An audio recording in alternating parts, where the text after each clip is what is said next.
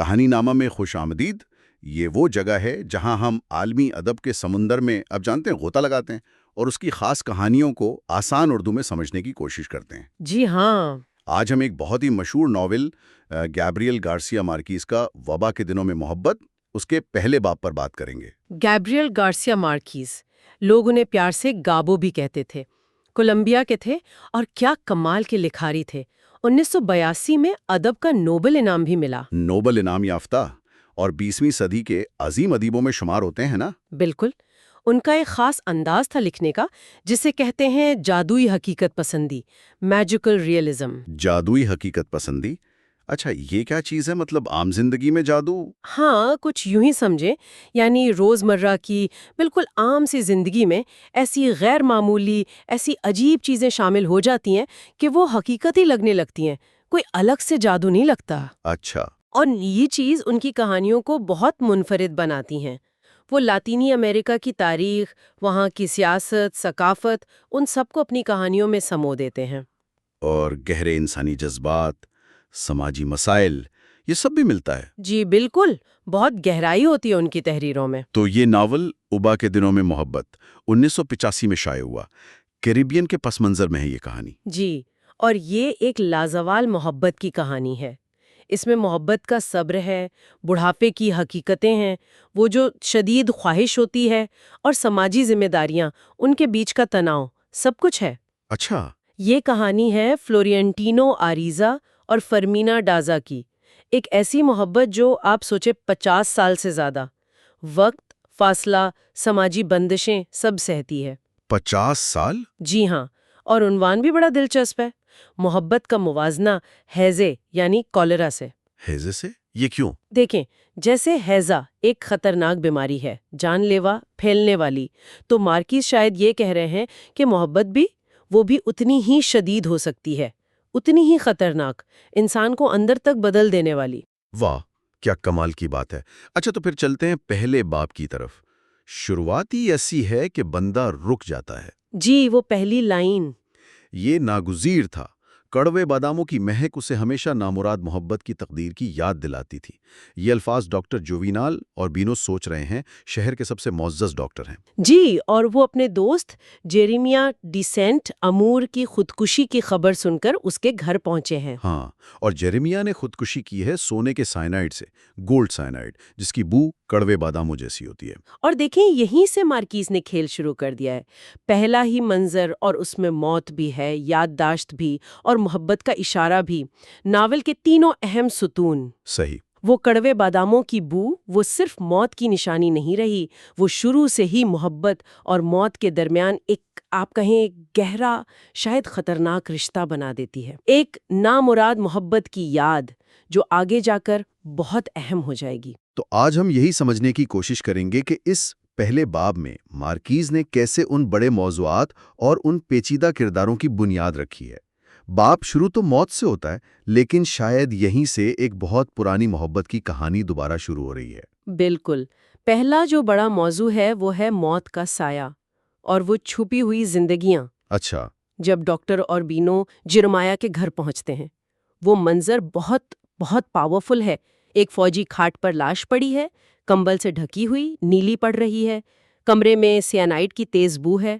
اور کمرہ بھی عجیب سا بیان کیا گیا ہے، اندھیرا، سامان سے بھرا ہوا، جیسے کوئی لیبارٹری ہو، منظم بھی، بے ترتیب بھی، اور کھڑکیاں، دراڑیں سب کالے گتے سے بند کی ہوئی ہیں۔ جی، اور اسی ماحول میں وہ لائن آتی ہے جو آپ نے کہی، بدبخت محبت کی بجھتی ہوئی چنگاریاں کڑوے باداموں میں، یہ ذہن میں رہ جاتی ہے نا؟ بالکل، اور جرمیا کا کردار خود ایک پہیلی ہے، معذور فوجی، بچوں کا فوٹوگرافر، شطرنج کا کھلاڑی، اور ڈاکٹر اوربینو اسے ملحد سنت کہتے ہیں، ایتھیسٹک سینٹ۔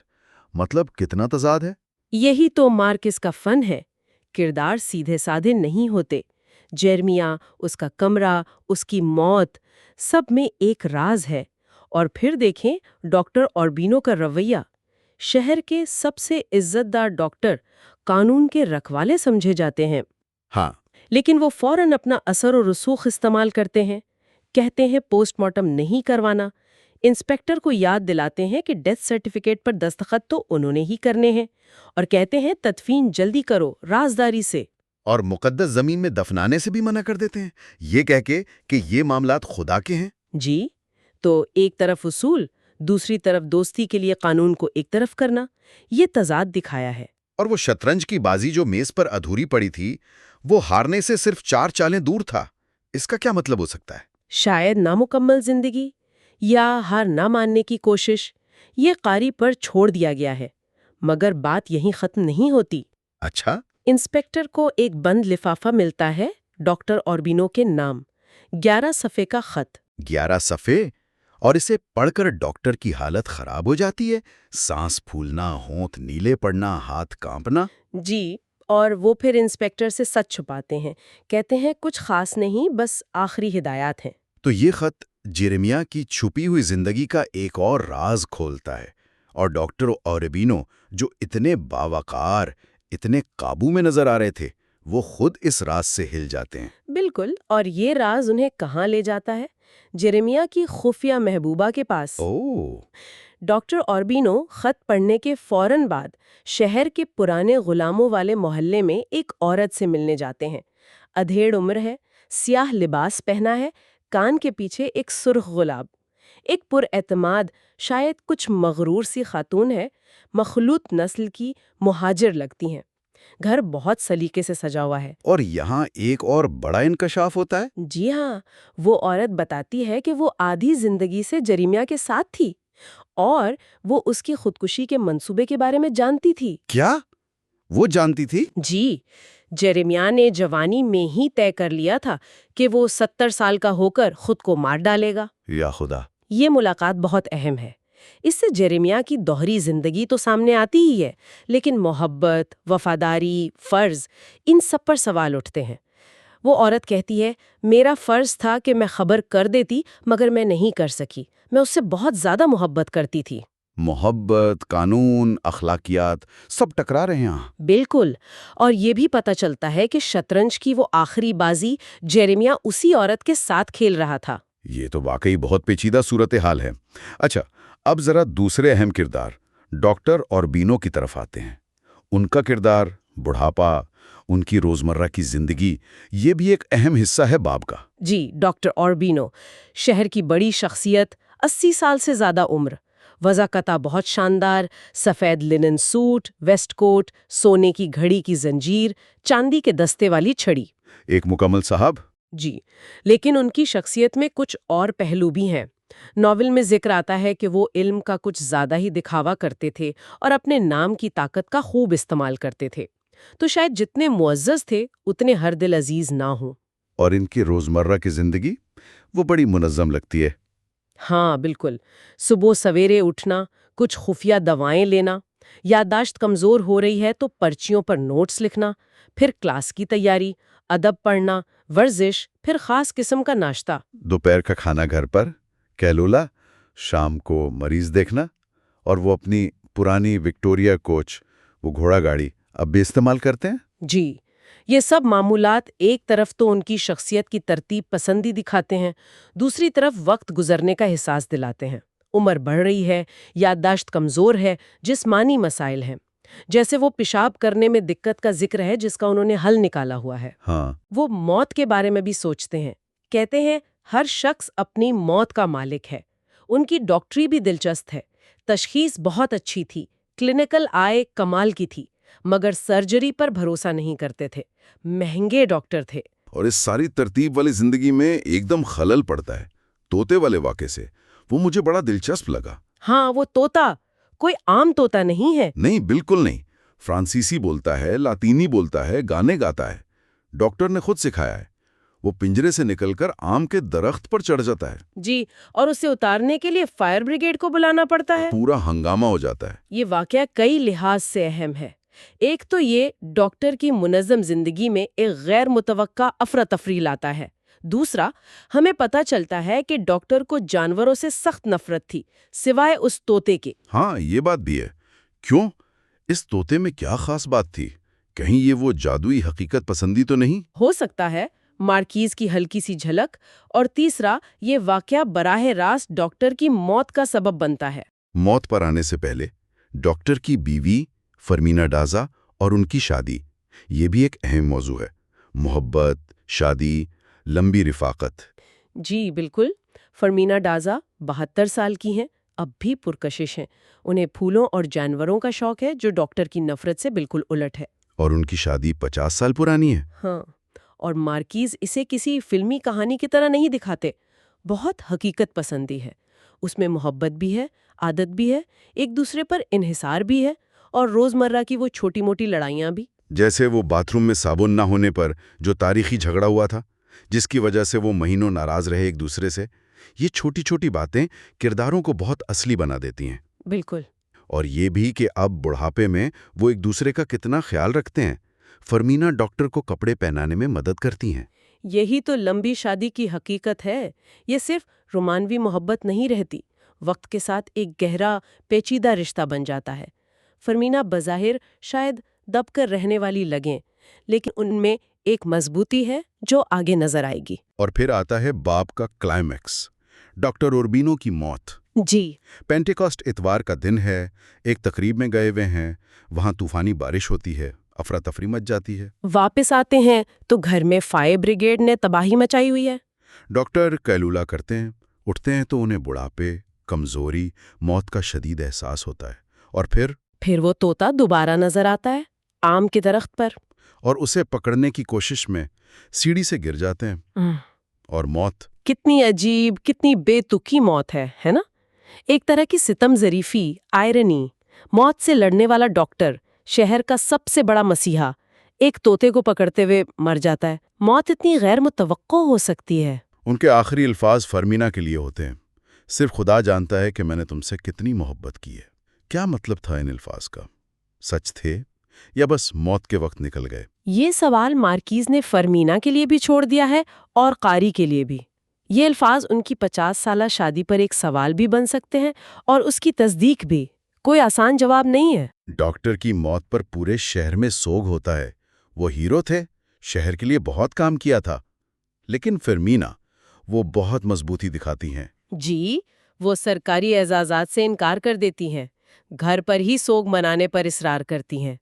اور ایک بہت ہی معنی خیز لمحہ آتا ہے جب وہ اپنی شادی کی انگوٹھی اتار کر اپنے مردہ شوہر کی انگلی میں پہنا دیتی ہیں۔ اس کا کیا مطلب ہو سکتا ہے؟ یہ فرمینا کے کردار کی گہرائی ہے، اس کی خاموش طاقت۔ وہ غمزدہ ہے، شاید غصے میں بھی، لیکن قابو میں ہے۔ یہ اس کی تنہائی کا، اس کی بیوگی کا آغاز ہے۔ اور اسی تنہائی کے آغاز میں جب زیادہ تر لوگ جا چکے ہوتے ہیں، ایک شخص سامنے آتا ہے، فلورینٹینو آریزا۔ جی، فلورینٹینو آریزا، عمر 76 سال، پرانے فیشن کے کپڑے پہنے ہوئے ہیں، گنجاپن چھپانے کی کوشش کر رہے ہیں، ایک دریائی کمپنی کے صدر ہیں۔ وہ رات بھر خاموشی سے مدد کرتے رہے تھے، جس کا ذکر پہلے نہیں آیا تھا، اب اچانک کہانی کے مرکز میں۔ بالکل، وہ ایک معمہ ہے، ایک انتظار کرنے والا عاشق۔ اور آتے ہی وہ ایک ایسا اعلان کرتے ہیں جو دھماکہ خیز ہے۔ جی، وہ فرمینا سے کہتے ہیں، فرمینا، میں نے نصف صدی سے زیادہ اس موقع کا انتظار کیا ہے تاکہ آپ سے اپنی ابدی وفاداری اور لازوال محبت کے عہد کو ایک بار پھر دہرا سکوں۔ نصف صدی سے زیادہ، 50 سال، 1 مہینہ اور 4 دن ہے نا؟ جی، وہ وقت کا حساب بھی بتاتے ہیں۔ یہ کوئی معمولی انتظار نہیں تھا۔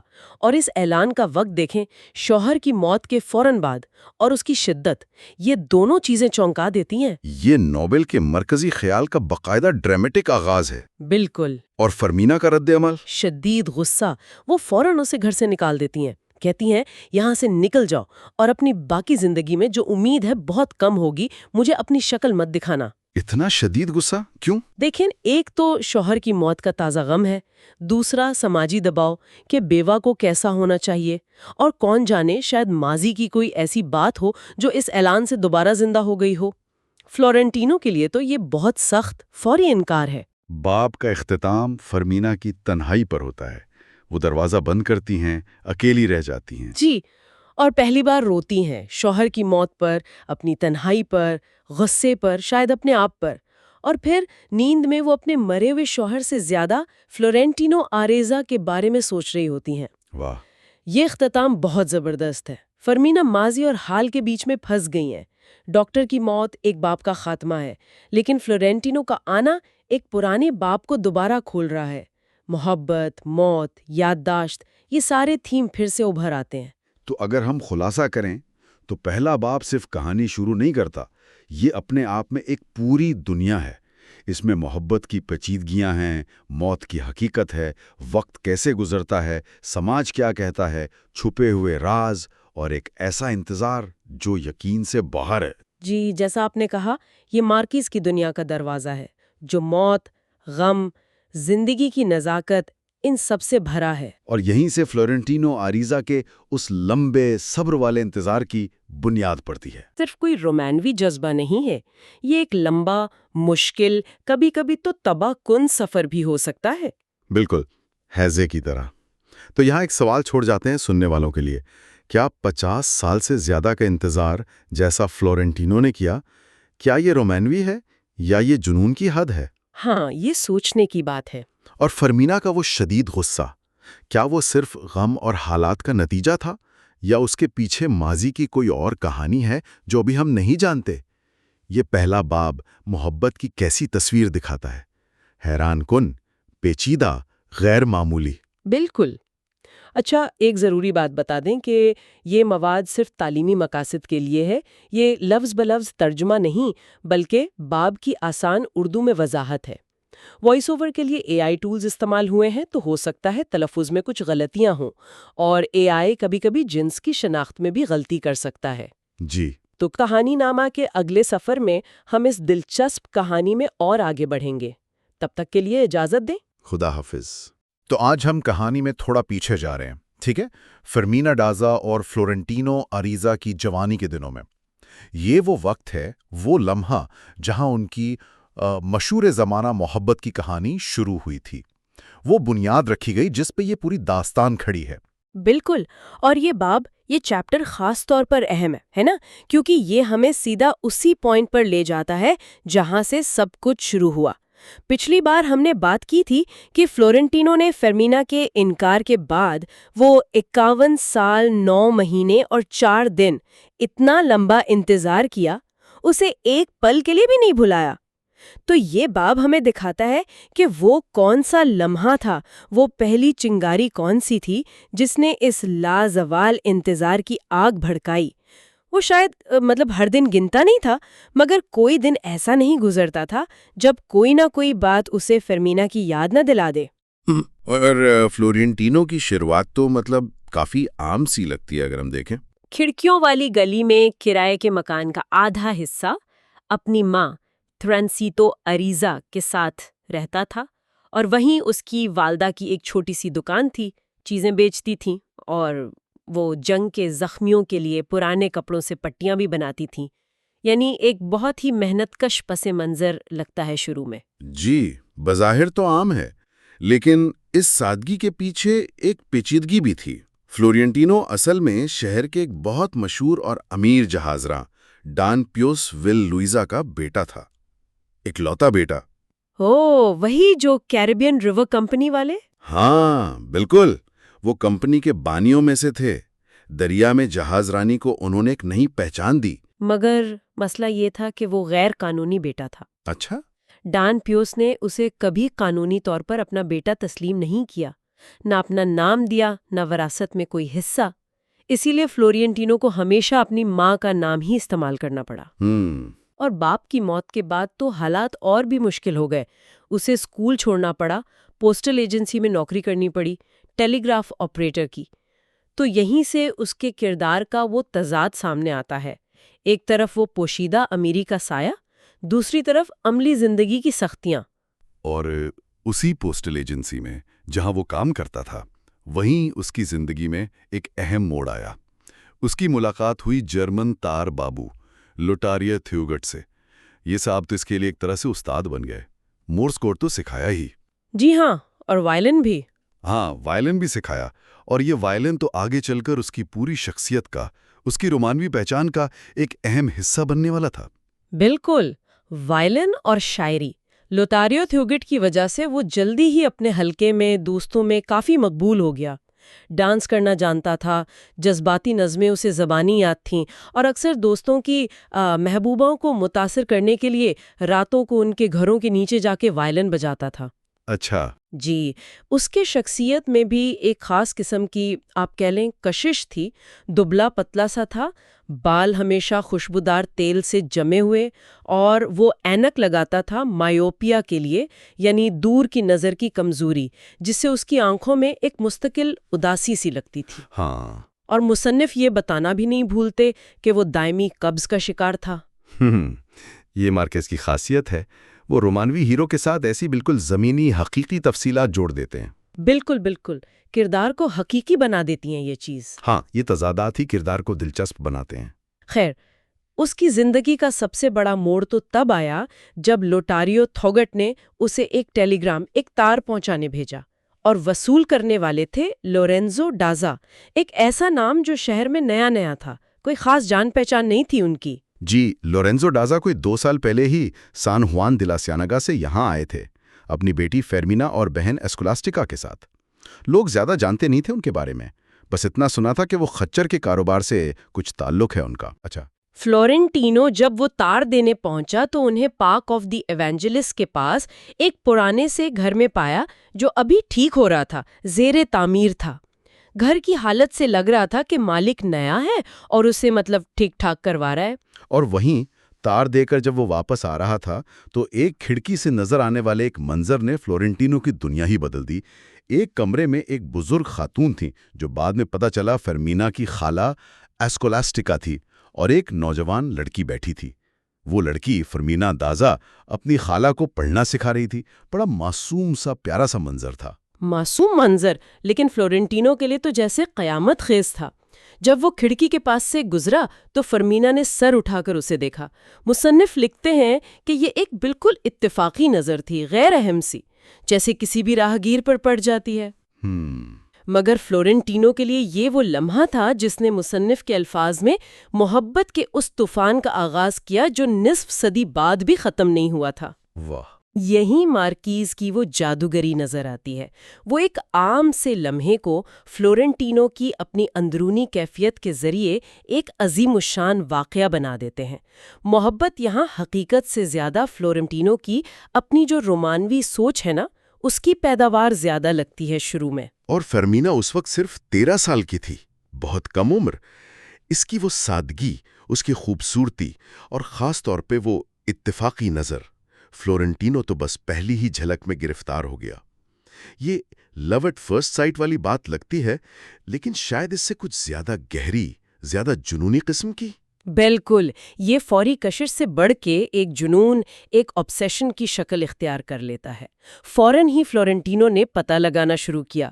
اسے معلوم ہوا کہ لورینزو ڈازا کوئی معمولی آدمی نہیں، وہ کوئی چخر چور نہیں، بلکہ بہت امیر ہے۔ اس نے وہ پرانا گھر نقد پیسوں سے خریدا ہے اور اس کی مرمت پر بہت پیسہ لگا رہا ہے۔ اچھا، اور سب سے اہم بات، فرمینا شہر کے سب سے مہنگے اور معتبر اسکولوں میں سے ایک، academy of the presentation of the blessed virgin, وہاں پڑھتی ہے۔ یہ وہ جگہ تھی جہاں امیر گھرانوں کی لڑکیوں کو اچھی بیویاں اور مائیں بننے کی تربیت دی جاتی تھی۔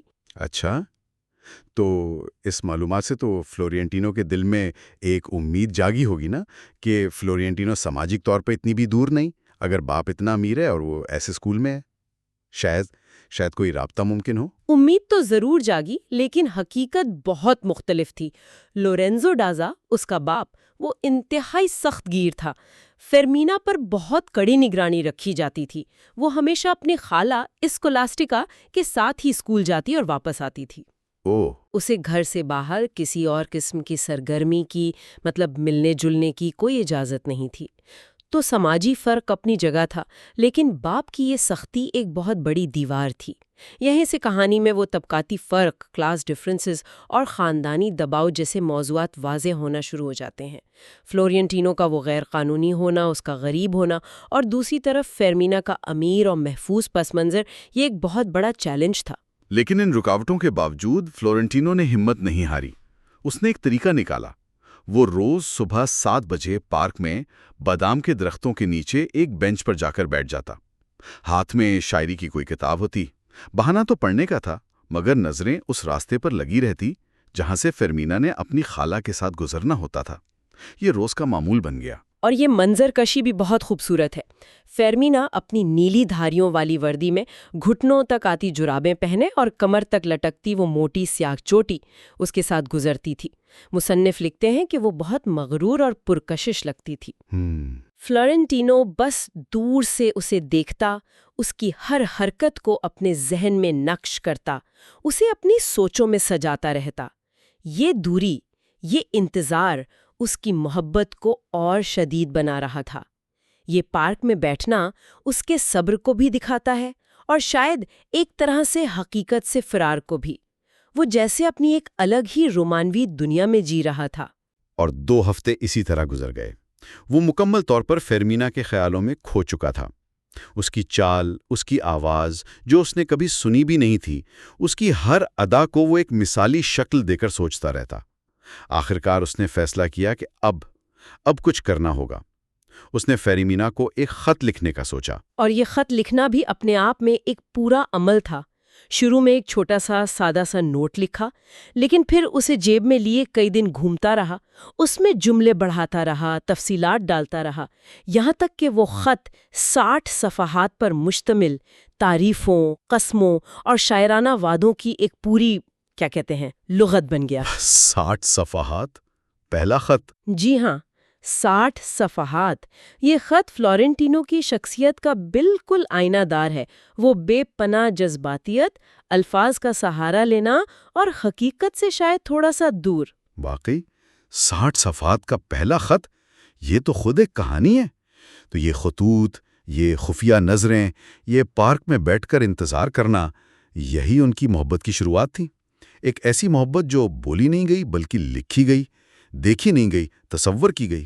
بالکل، اور یہیں سے اس محبت کی وہ خاص نوعیت واضح ہوتی ہے۔ یہ براہ راست رابطے پر نہیں بلکہ صبر، آرزو اور سب سے بڑھ کر تخیل یعنی امیجنیشن پر مبنی ہے۔ فلورنٹینو ایک غریب، بہت رومانوی نوجوان ہے جو فرمینا کے حسن کا اسیر ہو چکا ہے، اور فرمینا جو ابھی بہت کم عمر ہے اور محتاط بھی، وہ بھی آہستہ آہستہ اس خفیہ رومان کی طرف کھنچتی چلی جاتی ہے۔ ان کا رابطہ الفاظ کے ذریعے ہوتا ہے، لیکن لکھے ہوئے الفاظ جو حقیقت سے زیادہ بھی ہو سکتے ہیں اور کم بھی۔ تو اس باب کا یہ ابتدائی حصہ ہمیں نوجوان محبت کی ایک ایسی دنیا دکھاتا ہے جو شدت، امیدوں اور خوابوں سے بھری ہوئی ہے۔ ہم دیکھتے ہیں کہ فلورنٹینو کا یہ جذبہ کوئی وقتی پسندیدگی نہیں، یہ ایک گہرا جنون ہے، ایک ایسی لگن ہے جو اس کی باقی زندگی کی سمت متعین کر دے گی۔ یہ صرف شروعات ہے، لیکن بنیاد بہت مضبوط رکھی جا رہی ہے اس کی۔ مضبوط لیکن ساتھ ہی ساتھ نازک بھی۔ یہ حصہ ہمیں یہ بھی یاد دلاتا ہے کہ ابتدائی محبت کتنی کمزور، کتنی فراجائل ہوتی ہے۔ یہ خاندانی دباؤ، سماجی حیثیت کا فرق اور حقیقت کی جو ٹھوس چٹانیں ہیں ان سے ٹکرا کر ٹوٹ بھی سکتی ہے۔ صحیح۔ فلورنٹینو کا پس منظر، اس کا وہ غیر قانونی ہونا، اس کی غربت، یہ سب فرمینا کے امیر اور محفوظ خاندان کے سامنے بہت بڑی رکاوٹیں ہیں۔ مصنف ان سماجی حقیقتوں کو بالکل نظر انداز نہیں کرتے۔ اور مارکیز نے بڑی خوبصورتی سے یہ دکھایا ہے کہ جب جذبات کا براہ راست اظہار ممکن نہ ہو تو وہ تخیل، انتظار اور لکھے ہوئے الفاظ کے ذریعے کیسے طاقت پکڑتے ہیں۔ یہ جو خفیہ خط و کتابت ہے، پارک میں چھپ کر دیکھنا، یہ سب اس محبت کو ایک خاص قسم کی شدت بخشتے ہیں جو شاید روایتی آمنے سامنے والی محبت میں نہ ہو۔ یہ ایک طرح سے اپنی حقیقت خود ہی بنا رہی ہے نا؟ مگر یہیں سے وہ بنیادی سوال بھی جنم لیتا ہے جو پوری کہانی میں گونجتا رہے گا میرے خیال میں، کہ کیا صرف تصورات، خطوط اور دور کی ان جھلکیوں پر قائم محبت، کیا وہ حقیقی دنیا کی آزمائشوں کا، وقت کے گزرنے کا اور عملی زندگی کے مشکلات کا سامنا کر پائے گی؟ کیا فلورنٹینو کا یہ جو مثالی تصور ہے فرمینا کا، کیا وہ اس کی حقیقی شخصیت سے مطابقت بھی رکھتا ہے؟ یہ وہ کشمکش ہے جو قاری کو سوچنے پر مجبور کرتی ہے۔ بالکل، اور یہ غور طلب بات بھی ہے کہ کیا ایسی محبت جو اتنی زیادہ داخلی ہو، اتنی زیادہ تصوراتی ہو، کیا وہ وقت گزرنے کے ساتھ اپنی اصلیت اور اپنی شدت برقرار رکھ پاتی ہے؟ جب حقیقت سامنے آتی ہے تو پھر کیا ہوتا ہے؟ یہ وہ سوال ہے جو یہ باب ہمارے ذہنوں میں چھوڑ جاتا ہے اور ہمیں آگے کی کہانی جاننے پر آپ کہہ لیں اکساتا ہے۔ آج ہم ایک بہت ہی دلچسپ باب کا گہرائی سے جائزہ لے رہے ہیں۔ کہانی شروع ہوتی ہے ایک پڑھے لکھے پیرس سے لوٹے ہوئے ڈاکٹر سے، ڈاکٹر جووینل اوربینو، جو شہر کے آپ کہہ لیں موسٹ ایلیجیبل بیچلر ہیں۔ جی بالکل، اور یہ باب صرف ڈاکٹر اوربینو کی کہانی نہیں ہے، یہ ہمیں اس دور کے کیریڈین شہر کی پوری زندگی دکھاتا ہے، وہاں کے سماجی حالات، اونچ نیچ، صحت کے مسائل، خاص طور پہ وہ ہیضے کا خوف جو ہر وقت منڈلاتا رہتا تھا۔ اور ان سب کے بیچ انسانی خواہشات۔ ہاں، اور پھر کہانی میں ایک ٹوسٹ آتا ہے جب ڈاکٹر اوربینو کی ملاقات ہوتی ہے فرمینیا ڈازا سے، اور یہ ملاقات جو ایک طرح سے غلط فہمی پر مبنی تھی وہ ان کی زندگی بدل دیتی ہے۔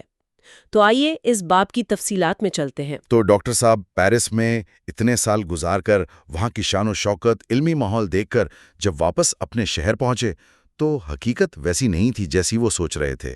جی ہاں، استقبال تو بہت ہی کیا کہیں مایوس کن تھا۔ شہر کی حالت بوسیدی، گلیوں میں بدبو پھیلی ہوئی، کچرے کے ڈھیر، جو نوآبادیاتی ضلع تھا نا، وہ تو بالکل ہی خستہ حال تھا۔ اچھا، وہ جو پیرس کی ایک نوسٹالجک یاد تھی اس سے بالکل الٹ تھا سب کچھ، یہاں تک کہ ان کا اپنا خاندانی گھر جو کبھی ایک مارکویز یعنی نواب کا محل ہوا کرتا تھا، وہ بھی بس وقت کی دھول میں آٹا پڑا تھا۔ اور والد صاحب جو خود بھی ڈاکٹر تھے وہ 6 سال پہلے ہیضے کی وبا میں گزر چکے تھے نا۔ جی والدہ بیوگی کے غم میں تھیں، بہنیں تو جیسے دنیا سے بالکل ہی کٹ گئی تھیں، تو واپسی کی پہلی رات ہی ڈاکٹر کے لیے بڑی مشکل تھی۔ ہاں، اندھیرا، وہ خاموشی، پھر پاس میں جو پاگل خانہ تھا وہاں سے آتی چیخیں اور والد کی یادیں، انہیں لگا وہ یہاں ایک دن بھی نہیں ٹک پائیں گے۔ لیکن پھر آہستہ آہستہ شاید خاندان کی محبت نے اور کچھ شہر کی لڑکیوں کی توجہ نے انہیں حالات سے سمجھوتا کرنے پر مجبور کر دیا۔ انہوں نے مان لیا کہ اچھا یہی میری دنیا ہے اور مجھے ہی اسے ٹھیک کرنا ہے۔ یہ ایک طرح سے حقیقت کو قبول کرنا تھا۔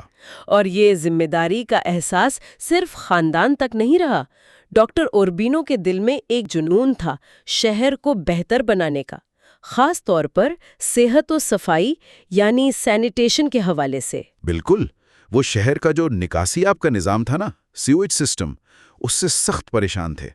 وہ تو بیماریوں کا گڑھ تھا، سارا گندا پانی سیدھا بازار کی کھاڑی میں جا رہا تھا۔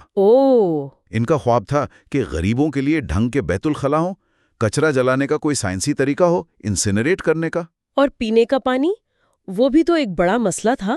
لوگ حوضوں کا، سسٹرنز کا پانی پیتے تھے۔ جی، اور اس میں اکثر وہ پانی کے کیڑے یعنی مچھر کے لاروے نظر آتے تھے، جنہیں لوگ آسیب سمجھتے تھے۔ ہاں، آسیب یعنی اینیمے سمجھتے تھے۔ ڈاکٹر جانتے تھے کہ پتھر کے فلٹر لگے ہیں مگر یہ پانی صاف نہیں ہے۔ جی وہ سمجھتے تھے کہ حوض کا پانی پینے سے مردانہ ہرنیا ہوتا ہے، اسکروٹل ہرنیا، اور اسے مردانگی کی نشانی سمجھا جاتا تھا۔ کمال ہے، یعنی پانی صاف کرنے کی کوشش کرو تو لوگ مخالفت کریں گے۔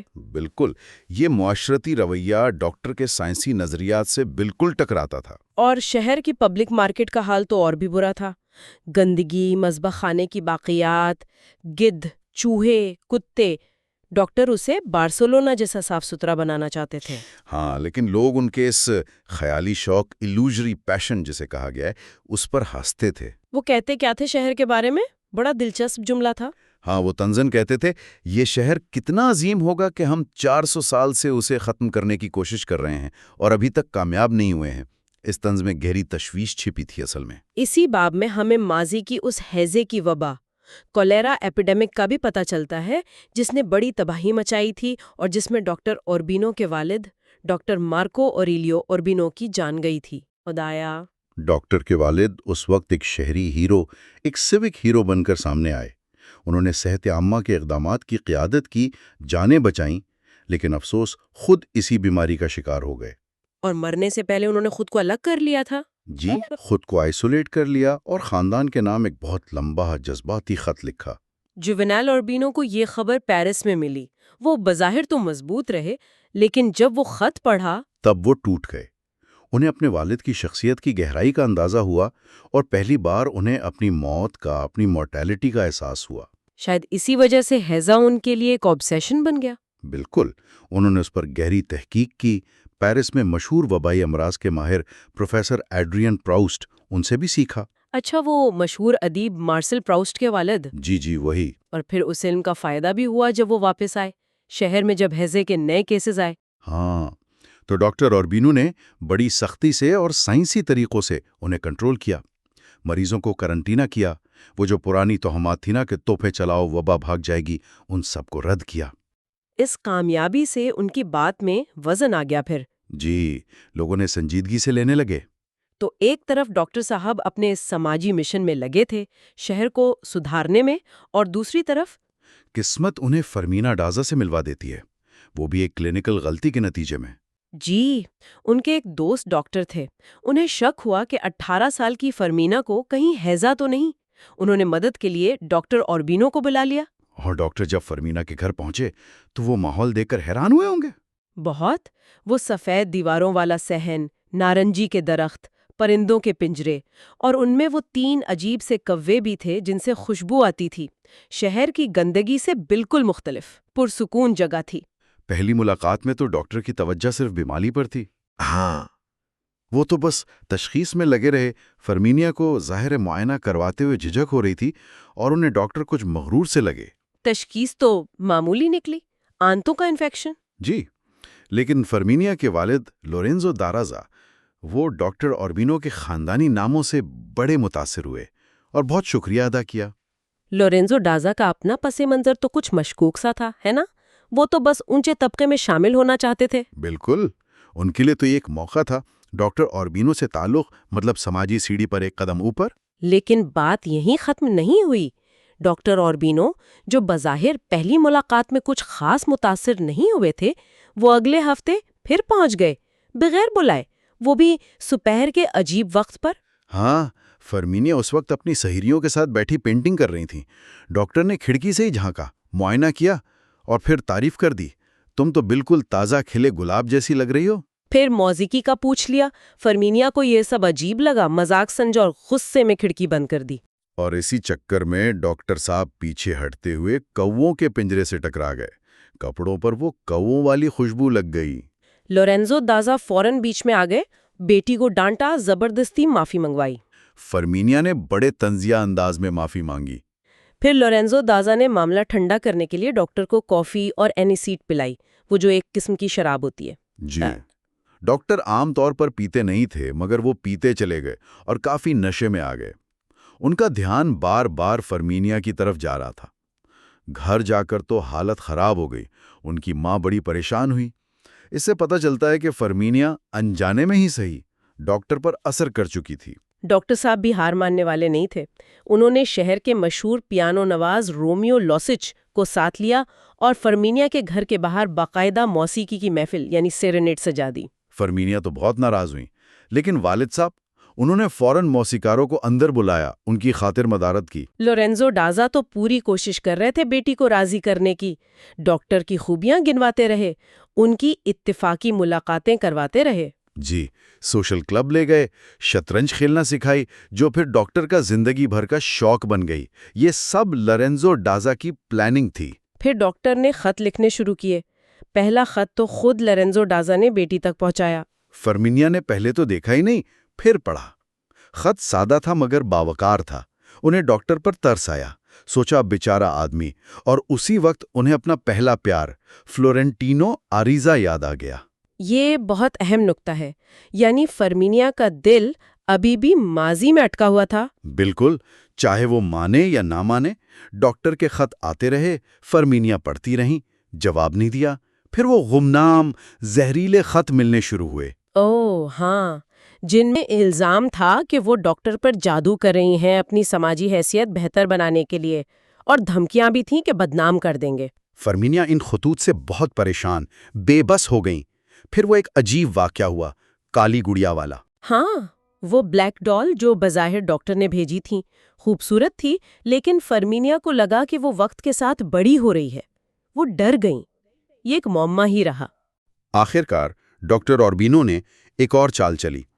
انہوں نے فرمینیا کے پرانے اسکول کی نن سسٹر فرانکا دیلا لوز سے مدد مانگی۔ اچھا، چرچ کو بھی شامل کر لیا؟ جی، نن نے فرمینیا کو اسکول واپس آنے کی پیشکش کی، ڈاکٹر کی تعریفیں کیں، سونے کی تسبیح بھی دی۔ لیکن فرمینیا نے صاف انکار کر دیا۔ اور نن پر سوال بھی اٹھایا کہ اگر محبت گناہ ہے تو آپ اس میں شریک کیوں ہو رہی ہیں؟ بالکل، نن کو غصہ آ گیا، اسے خچر کہا اور ناکام واپس چلی گئیں۔ تو فرمینیا پر ہر طرف سے دباؤ تھا، باپ کا، سماج کا، اب چرچ کا بھی۔ ایسے میں ان کی کزن ہلڈے سانچز کا آنا بڑا اہم موڑ ثابت ہوا۔ جی، ہلڈے کو بھی گھر والوں نے ایک ناممکن سی محبت سے دور بھیجا تھا۔ دونوں کزنز میں فوراً دوستی ہو گئی۔ ہلڈے زیادہ عملی اور زندہ دل تھی۔ اس نے فرمینیا کی تنہائی کو سمجھا اور اسے باہر نکالا۔ ہاں، وہ شہر میں گھومیں، ان جگہوں پر گئیں جو فرمینیا اور فلورنٹینو کی یادوں سے جڑی تھیں۔ ہلڈے سمجھ گئی کہ فلورنٹینو ابھی بھی فرمینیا کے لیے بہت اہم ہے۔ اس نے تو چھپ کر فلورنٹینو سے پیغام رسائی بھی کی اور فرمینیا کو بتایا کہ وہ بدصورت اور اداس ہے لیکن محبت سے بھرا ہوا ہے۔ پھر انہوں نے وہ پرانے فیشن کے کپڑے پہن کر تصویریں کھنچوائیں۔ جی، ایک بیلجین فوٹوگرافر سے، اور جب باہر نکلیں تو لوگ ان کے پاؤڈر لگے چہروں اور لباس پر ہنسنے لگے۔ اور عین اسی وقت بالکل فلمی انداز میں ڈاکٹر اوربینو اپنی بگی میں وہاں آ پہنچے۔ بالکل، انہوں نے لڑکیوں کو ہجوم سے بچایا اور گھر چھوڑنے کی پیشکش کی۔ فرمینیا تو ہچکچا رہی تھی مگر ہلڈے فوراً تیار ہو گئیں۔ اور گھر کا راستہ جو تھا تو صرف 3 بلاک کا، وہ آدھے گھنٹے میں طے ہوا۔ ہاں، شاید جان بوجھ کر راستہ لمبا کیا۔ بگھی میں ہلڈے مذاق کرتی رہیں، فرمینیا غصے میں چپ رہیں۔ وہ جوتے اتارنے کا چیلنج، پھر ہوپسکرٹ اتارنے کی بات، ڈاکٹر نے آنکھوں پر پٹی بھی باندھی۔ یہ سب شاید فرمینیا کی جھجک ختم کرنے کی کوشش تھی۔ گھر پہنچ کر ڈاکٹر نے فرمینیا کا ہاتھ پکڑا اور کہا، میں تمہارے جواب کا انتظار کر رہا ہوں۔ فرمینیا نے جھٹکے سے ہاتھ کھینچا تو ان کا دستانہ ڈاکٹر کے ہاتھ میں رہ گیا۔ اس رات فرمینیا سو نہیں پائیں اور صبح انہوں نے ڈاکٹر کو خط لکھ دیا کہ وہ والد سے بات کر سکتے ہیں۔ تو یہ ایک طرح سے ہار ماننا تھا، محبت تھی یا مجبوری؟ یہ سوال تو رہتا ہے۔ شاید دونوں کا ملاپ تھا۔ اب جب فرمینیا نے ہاں کر دیں تو فلورینٹینو اریزا کا کیا بنا؟ جب اسے یہ خبر ملی وہ تو تباہ ہو گیا ہوگا۔ بالکل، اس کی ماں نے اس کی حالت دیکھی تو پریشان ہو گئیں۔ انہوں نے اپنے بھائی سے کہہ کر فلورینٹینو کو دور ولا دلیوا نامی قصبے میں ٹیلی گراف آپریٹر کی نوکری دلوا دی۔ مقصد یہی تھا کہ وہ شہر اور ان یادوں سے دور ہو جائے۔ جانے سے پہلے اس نے آدھی رات کو فرمینیا کے گھر کے نیچے وائلن بجایا تھا۔ جی، اپنی بنائی ہوئی وہ محبت کی دھن، لو والس، آنسوؤں میں ڈوبا ہوا ایک خاموش الوداع تھا۔ پھر وہ دریائی جہاز کا سفر، بڑا مشکل سفر تھا۔ بہت کٹھن، گرمی، مچھر، خانہ جنگی کا خطرہ، راستے میں ہیضے سے مرنے والوں کی لاشیں دریا میں بہتی دیکھیں۔ یہ سفر جیسے فلورنٹینو کے اپنے اندر کے طوفان کا عکس تھا۔ اور اسی سفر میں ایک رات وہ واقعہ پیش آیا جس نے اسے بدل دیا، ایک نامعلوم عورت۔ ہاں، ایک نامعلوم عورت نے اسے اپنی کیبن میں کھینچا اور اس کی کمارگی ختم کر دی۔ وہ اسے کبھی پہچان نہیں پایا، حالانکہ اسے شبہ تھا کہ وہ روزالبا نام ایک مسافر تھی۔ اس تجربے نے اسے کیا سکھایا؟ اسے احساس ہوا کہ فرمینیا کی وہ جو آسمانی پاکیزہ محبت تھی، اس کے علاوہ ایک زمینی جسمانی محبت بھی ہوتی ہے۔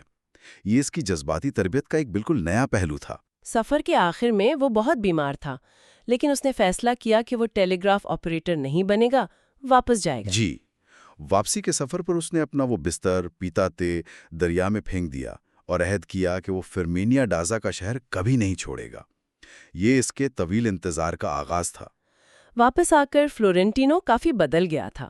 ٹیلی گراف آفس جانا چھوڑ دیا، ناول پڑھنے لگا، دوستوں سے ملنے لگا۔ ہاں، لیکن رقص کی محفلوں میں نہیں جاتا تھا۔ اسے پتہ چلا کہ فرمینیا یورپ میں ہنی مون پر ہے۔ اس سے اسے کچھ وقت کے لیے لگا کہ شاید وہ اسے بھول پائے گا۔ اور اسی دوران اس کا پہلا باقاعدہ جسمانی تعلق قائم ہوا، وڈو نازریت سے۔ جی، ایک بیوہ خاتون۔ وڈو نازریت نے اسے سکھایا کہ محبت کے بغیر صرف جسمانی تسکین کے لیے بھی تعلق قائم کیا جا سکتا ہے۔ اور فلورنٹینو نے اس راستے کو اپنا لیا۔ وہ خفیہ نوٹ بک بنائی جس میں وہ اپنی تمام محبوباؤں کا ریکارڈ رکھتا تھا، کوڈ ورڈ میں۔ جی، اس فہرست میں پہلا نام وڈو نازریت کا تھا۔ یہ اس کی دوہری زندگی شروع ہو گئی تھی، باہر سے وہ فرمینیا کا وفادار عاشق، اندر سے وہ جسمانی تعلقات کی تلاش میں۔ 2 سال ایسے ہی گزر گئے۔ فلورنٹینو کو لگنے لگا تھا کہ شاید وہ فرمینیا کو بھول گیا ہے، لیکن پھر ایک دن اس نے فرمینیا کو چرچ سے نکلتے دیکھا، اپنے شوہر کے ساتھ۔ اور فرمینیا بالکل بدل چکی تھی۔ पुरातमात, खूबसूरत और हामला। इसे देखकर फ्लोरेंटिनो को कैसा लगा? गुस्सा, हसद? नहीं, इसे शदीद एहसास से कमतरी हुआ, अपनी बेवकारियत का एहसास। इसका सारा दर्द फर्मीनिया के लिए उसकी मोहब्बत पूरी ताकत से वापस आ गई। उसे लगा वो फर्मीनिया तो क्या किसी औरत के लायक नहीं। ये एहसास उसके साथ बहुत अरसे तक रहा। बाप का आखिरी हिस्सा हमें फर्मीनिया की तरफ ले जाता है, उसकी शादीशुदा जिंदगी की शुरुआत। शादी का दिन बड़ा शानदार था, लेकिन फर्मीनिया के लिए खौफ से भी भरा था, खास तौर पर कुंवारगी खोने का खौफ। जी, हनीमून समुद्री सफर पर शुरू हुआ। शुरू के कुछ दिन तो वो समुद्री बीमारी सी सिकनेस में मुब्तला रही, लेकिन इस बीमारी ने एक तरह से उसे अपने शौहर को जानने का मौका दिया। डॉक्टर ओरबिनो ने उसकी बहुत देखभाल की, उनमें एक अपनायत पैदा हुई। चौथी रात जब समंदर पुरसकून था, डॉक्टर ने बहुत नरमी से कुर्बत की कोशिश की। फर्मीनिया पहले झिझकी, अंधेरे में रहना चाहा, लेकिन फिर तजस्सुस गालिब आ गया। उसने खुद रोशनी जलाई और और अपने शौहर के जिस्म को दरियाफ्त करना शुरू किया। बड़े बेबाक सवाल पूछे, मर्दाना उज़्व पर तबसरा भी किया कि ये कितना बदसूरत है। इस पहली रात जिस्मानी ताल्लुक तो नहीं हुआ? नहीं, लेकिन उस खुली गुफ्तगू और दरियाफ्त ने उनके दरमियान मोहब्बत की बुनियाद रख दी। अगली रात वो वॉल्सा नाचने के बाद फर्मीनिया ने खुद पहल की। बगैर किसी खौफ या पछतावे के उसने खुद को शौहर के हवाले कर दिया, और हैरत अंगेज तौर पर वो दोनों बहुत अच्छे आशिक साबित हुए। तो यूरोप का सफर, पेरिस की सैर और ये नई मोहब्बत और हम-आहंगी, उसने फर्मीनिया को बदल दिया। बिल्कुल, वो एक पूरा एतमाद, दुनिया देखी हुई औरत बनकर वापस आई। हामिला थी और खुद को दुनिया की खुशकिस्मत तरीन औरत समझ रही थी। वापसी पर जब लोगों ने पूछा यूरोप कैसा लगा, तो उसका जवाब बड़ा दिलचस्प था। बड़ा कैरिबियन अंदाज में कहा, इट्स नॉट सो मच, यानी कोई खास बात नहीं। ये उसकी नई खुद एतमादी थी। तो इस बाब में हमने देखा कि कैसे डॉक्टर ओरबिनो, जो शहर सुधारने निकला था, खुद मोहब्बत और शादी में बंध गया, और कैसे फर्मीनिया डाजा, जो समाजी दबाव में झुकी, उसे एक गैर मुतवक्का तौर पर खुशगवार अज़दवाजी जिंदगी मिल गई। जी, और दूसरी तरफ फ्लोरेंटिनो अरीजा पहली मोहब्बत खोने के बाद सब्र और इंतजार के एक लंबे और बड़े खुफिया रास्ते पर चल पड़ा है, जिसमें वफादारी भी है और बेवफाई भी। ये बाब मोहब्बत की कई शक्लें दिखाता है।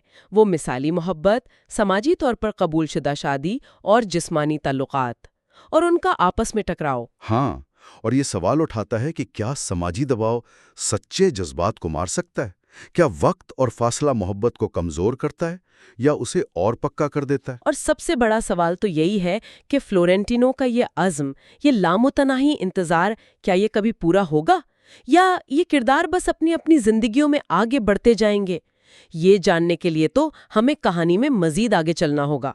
अच्छा, तो आज हम गार्सिया मार्केज के नावल के बाब 4 के कुछ बहुत ही अहम मोड़ों का, आप कह सकती हैं, गहराई से जायजा ले रहे हैं। जी, ये वो मुकाम है जहां कहानी एक नया रुख इख्तियार करती है।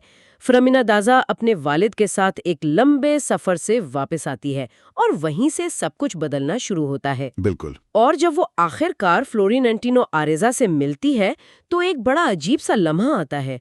उसे अचानक, आप कह सकते हैं, शिद्दत से एहसास होता है कि वो मोहब्बत जिसे वो अपनी जवानी का सच समझती रही, वो शायद हकीकत से ज्यादा एक वहम थी, एक इल्यूजन। अच्छा, मतलब एकदम से? जी, जैसे कोई बिजली का झटका लगाओ। और फिर वो बड़ी गैर मतवक्का एक मजबूती के साथ फ्लोरेंटिनो को रद्द कर देती है। ये इनकार फ्लोरेंटिनो के लिए तो जैसे कयामत ही है। बिल्कुल, उसका दिल टूट जाता है और कहानी का पूरा धारा ही बदल जाता है। वो फ्लोरेंटिनो जिसने अपना सब कुछ, अपना पूरा वजूद उसी मोहब्बत के नाम कर रखा था, जी, अब उसे एक ना खत्म होने वाली तन्हाई और हसरत भरी जिंदगी का सामना है। जबकि दूसरी तरफ फ्लोरेमिना, वो ज्यादा अमली निकली। वो जिंदगी में आगे बढ़ने का फैसला करती है और कुछ अरसे बाद डॉक्टर जुवेनाल अरेबिनो से शादी कर लेती है।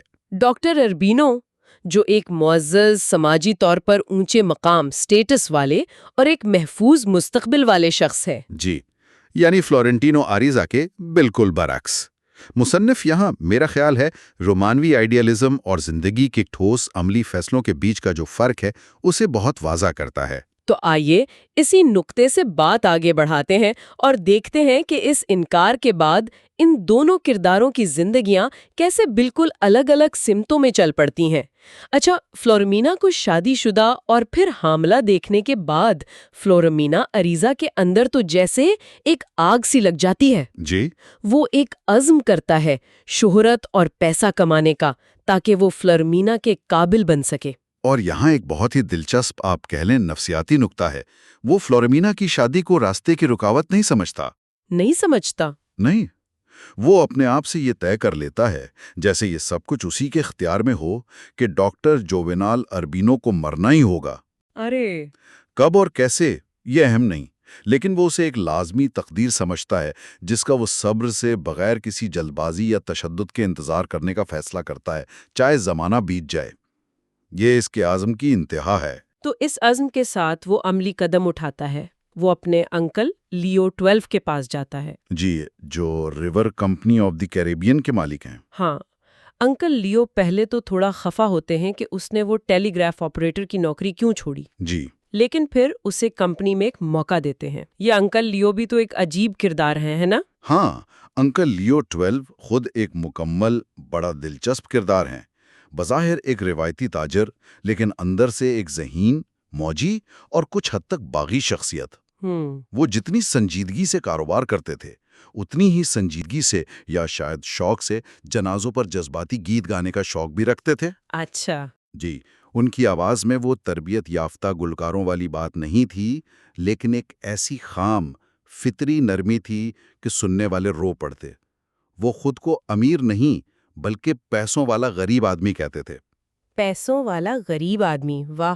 جی، یہ ان کی شخصیت کے تضادات کو ظاہر کرتا ہے۔ اور شاید ان کی اسی غیر معمولی فطرت نے انہیں فلورنٹینو میں وہ چیز دیکھنے دی جو دوسروں کو نظر نہیں آئی۔ بالکل، میرا بھی یہی خیال ہے۔ انہوں نے فلورنٹینو کو بہت سخت آزمائشوں سے گزارا، تقریباً جیسے فوجی تربیت ہوتی ہے۔ اچھا۔ لیکن فلورنٹینو نے ہمت نہیں ہاری۔ انکل لیو سمجھ گئے کہ اس لڑکے کی ہمت کسی موروثی بے حسی یا صرف زندہ رہنے کی جدوجہد کا نتیجہ نہیں، بلکہ یہ محبت کی ایک ایسی شدید نہ بجھنے والی پیاس سے پیدا ہوئی ہے جسے دنیا کی کوئی رکاوٹ، کوئی مشکل توڑ نہیں سکتی۔ تو شروعات میں فلورنٹینو کو دفتری کام دیا گیا، لیکن یہاں ایک مسئلہ آ گیا۔ جی، مسئلہ آ گیا۔ اسے کاروباری خط لکھنے میں شدید مشکل ہوئی۔ اس کی تحریر میں غیر ارادی طور پر شاعری اور جذبات گھس آتے تھے۔ ہاں، یہاں تک کہ سامان کی رسیدیں، وہ جو ہوتی ہیں بل آف لیڈنگ، وہ بھی غزل جیسی لگنے لگتی۔ غزل جیسی؟ جی، یہ ایک خوبصورت تضاد ہے۔ اس کا دل محبت سے بھرا ہے اور وہ اسے دنیاوی خشک معاملات میں استعمال ہی نہیں کر پا رہا۔ تو انکل نے کیا کیا؟ انکل لیو نے اسے آخری وارننگ دی کہ بھائی، اگر تم کاروباری خط نہیں لکھ سکتے تو تمہیں گودی پر بوجھ اٹھانے کا کام کرنا پڑے گا۔ فلورنٹینو نے کوشش کی، ناکام رہا، اور پھر کچھ آپ کہہ لیں غرور سے کہا، محبت ہی وہ واحد چیز ہے جس میں میری دلچسپی ہے۔ جواب میں انکل نے کیا کہا؟ انکل کا جواب بہت معنی خیز تھا۔ انہوں نے کہا، مسئلہ یہ ہے کہ دریا کی جہاز رانی کے بغیر محبت نہیں ہوتی۔ مطلب عملی دنیا میں کامیابی کے بغیر رومانوی خواب پورے نہیں ہوتے۔ بالکل۔ تو انکل نے اسے گودی پر بھیج دیا، لیکن ترقی کا وعدہ بھی کیا۔ فلورنٹینو نے وہاں ہر قسم کا کام کیا، مشکل، کمتر سمجھا جانے والا، لیکن وہ اپنے مقصد پر قائم رہا۔ لیکن وہ جو لکھنے کی خواہش تھی، اس کا کیا ہوا؟ وہ دب گئی؟ نہیں، وہ خواہش کہیں نہیں گئی۔ ناکامی کے بعد وہ اپنا فارغ وقت آرکیڈ آف دا اسکرائبز یعنی کاتبوں کی گلی میں گزارنے لگا۔ اچھا، وہاں کیا کرتا تھا؟ وہاں وہ ان پڑھ عاشقوں کے لیے مفت میں محبت کے خطوط لکھتا تھا۔ یہ اس کے لیے ایک طرح کا کیا کہتے ہیں کتھارسس تھا۔ وہ الفاظ جو فرمینا کے لیے تھے اور کاروباری خطوط میں نہیں سما سکتے تھے، وہ اب دوسروں کے لیے استعمال کر رہا تھا۔ وہ فرمینا کو سوچ کر لکھتا اور اس کے خطوط میں اتنا اثر تھا کہ جلد ہی لوگ باقاعدہ وقت لے کر اس سے خط لکھوانے آنے لگے۔ یہ تو کتنا عجیب ہے کہ وہ اپنی محبت کا اظہار ایک طرح سے دوسروں کے ذریعے کر رہا تھا۔ جی، اس نے تو ایک لورز کمپینین یعنی عاشقوں کے لیے خطوط کی پوری کتاب بھی لکھ ڈالی تھی، ہے نا؟ جی ہاں، 3 جلدوں پر مشتمل، جس میں ہر ممکنہ صورتحال کے لیے خطوط کے نمونے تھے، سب فرمینا کے ساتھ اپنے تجربات کی بنیاد پر۔ لیکن وہ چھپی نہیں؟ نہیں، اسے کوئی چھاپنے والا نہ ملا، اور جب تک اس کے پاس وسائل آئے تب تک محبت کے خط لکھنے کا رواج ہی تقریباً ختم ہو چکا تھا۔ یہ بھی زندگی کے ایک ستم ظریفی ہے۔ اسی دوران اسے اپنے باپ کے بارے میں بھی کچھ باتیں پتہ چلتی ہیں۔ کیا اس سے اس کی شناخت پر کوئی اثر پڑتا ہے؟ ہاں، کچھ تو پڑتا ہے۔ اسے اپنے باپ پی ایس پنجم لوئیزا کے بارے میں انکل لیو سے معلوم ہوتا ہے۔ وہ بھی ایک خواب دیکھنے والا کچھ غیر عملی سا شخص لگتا ہے۔ دلچسپ بات یہ ہے کہ فلورینٹینو کو باپ کی ایک پرانی نوٹ بک ملتی ہے۔ اس میں محبت کی نظمیں اور ٹوٹے دل کی تصویریں بنی ہوتی ہیں۔ اچھا۔ اور اسے 2 چیزیں بہت حیران کرتی ہیں۔ ایک تو باپ کی لکھائی بالکل اس جیسی تھی، بالکل ویسی؟ جی، اور دوسرا ایک جملہ جو وہ ہمیشہ اپنا سمجھتا تھا، مرنے کا افسوس صرف یہ ہوگا اگر یہ محبت کی خاطر نہ ہو، وہ اس کے باپ نے پہلے لکھ رکھا تھا۔ اوہ! یہ جیسے اس کی اپنی شناخت و تقدیر اس کے باپ سے جڑی ہوئی تھی۔ اور پھر وہ کئی سال بعد آئینے میں دیکھتا ہے اور اسے احساس ہوتا ہے کہ وہ اپنے باپ جیسا دکھنے لگا ہے۔ یہ بڑھاپے کی پہلی دستک تھی۔ بالکل، یہ احساس کہ وہ اپنے باپ جیسا لگ رہا ہے اسے پہلی بار عمر گزرنے کا شدید احساس دلاتا ہے۔ شاید آدمی کو بڑھاپے کا پتہ تبھی چلتا ہے جب وہ اپنے باپ کی شبیہہ بن جاتا ہے۔ اسی دوران فلورینٹینو کی زندگی میں تبدیلیاں بھی آ رہی تھیں۔ فریمینا کو واپس پانا تو اس کا واحد مقصد بن چکا تھا۔ جی، واحد مقصد۔ اس کی کھانے پینے کی عادتیں تک بدل گئیں۔ وہ بے ترتیبی سے نکل کر ایک سادہ اور مستقل روٹین کا عادی ہو گیا۔ صبح کڑک کافی، دوپہر کو مچھلی اور چاول، رات کو کافی اور پنیر، بالکل ایک راہب کی طرح۔ اور اس نے اپنی ماں کو بھی گھر کی مرمت جاری رکھنے پر قائل کیا، اس امید پر کہ ایک دن فریمینا واپس آئے گی۔ جی، لیکن اس ظاہری استقامت، اس انتظار کے پیچھے اس کی جذباتی زندگی بہت پیچیدہ تھی۔ وہ خفیہ محبتوں کا ایک سلسلہ شروع کرتا ہے۔ جی، یہ اس کردار کا سب سے متضاد اور شاید سب سے زیادہ زیر بحث پہلو ہے۔ ایک طرف فرمینا کے لیے دہائیوں پر محیط افلاطونی انتظار کا عزم، اور دوسری طرف جسمانی تعلقات کا ایک نہ ختم ہونے والا سلسلہ۔ وہ راتوں کو اکیلی عورتوں کی تلاش میں نکلتا، پارکس، بازار، ساحل، کشتیوں پر، جہاں موقع ملتا وہ محبت کرتا۔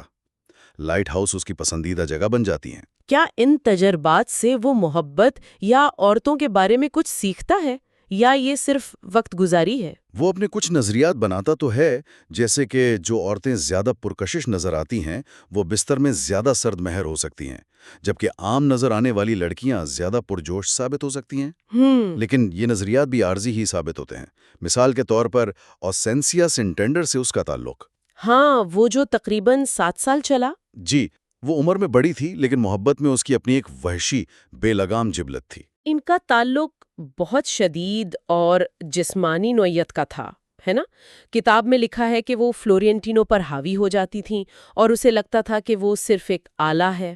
ہاں، وہ اسے کہتا تھا تم مجھ سے ایسا سلوک کرتی ہو جیسے میں کوئی بھی ہوں، اور وہ ہنس کر کہتی نہیں، جیسے تم کوئی بھی نہیں ہو۔ اوہو!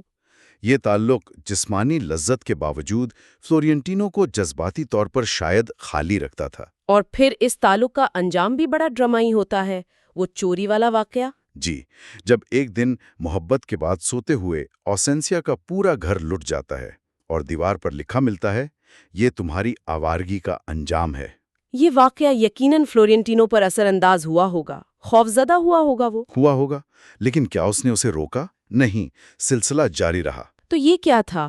تنہائی کا علاج یا فمینا کے انتظار کی طویل مدت کو کاٹنے کا ایک طریقہ؟ شاید دونوں، لیکن ہر تعلق ایک نیا تجربہ لاتا ہے، جیسے لیونا کیسیانی سے اس کی ملاقات۔ ہاں، وہ جسے اس نے غلطی سے طوائف سمجھ لیا تھا۔ جی بالکل، لیکن وہ نوکری کی تلاش میں تھی۔ اور پھر لیونا کمپنی میں بہت کامیاب ہوتی ہے اور فلورینٹینو کی مددگار بن جاتی ہے۔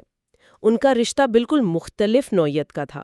بالکل، لیونا ایک قابل ذہین عورت تھی جس نے اپنی محنت سے کمپنی میں مقام بنایا۔ وہ انکل لیو کی پرسنل اسسٹنٹ بنی اور خفیہ طور پر فلورینٹینو کو آگے بڑھنے میں مدد کرتی رہی۔ اور ان کا رشتہ افلاطونی رہا؟ مکمل طور پر افلاطونی۔ جب ایک رات فلورینٹینو نے محبت کا اظہار کرنے کی کوشش کی تو لیونا نے بڑی نرمی سے انکار کر دیا۔ نہیں، مجھے ایسا لگے گا جیسے میں اپنے اس بیٹے کے ساتھ سو رہی ہوں جو میرا کبھی نہیں تھا۔ واہ، یہ بہت گہری بات ہے۔ جی، یہ فلورنٹینو کے لیے ایک نیا سبق تھا کہ عورت کا دوست بننا اور اس کے ساتھ نہ سونا بھی ممکن ہے۔ یہ دونوں تعلقات اوسینسیا اور لیونا کتنے مختلف ہیں، ایک خالص جسمانی، دوسرا مکمل طور پر افلاطونی۔ یہ فلورنٹینو کی شخصیت کی پیچیدگی کو ظاہر کرتا ہے۔ بالکل۔ اور وہ فرمینا کا راز بھی لیونا کو نہیں بتاتا۔ نہیں، وہ یہ راز کسی کو نہیں بتاتا۔ اسے لگتا ہے جیسے وہ اس راز کے صندوق کی چابی کھو چکا ہے، یہ راز اس کی ذات کا حصہ بن چکا ہے۔ اسی دوران ایک اور اہم واقعہ پیش آتا ہے جب اس کی ملاقات ڈاکٹر جووینال اربینو سے ہوتی ہے۔ ہاں، فرمینا کے شوہر سے۔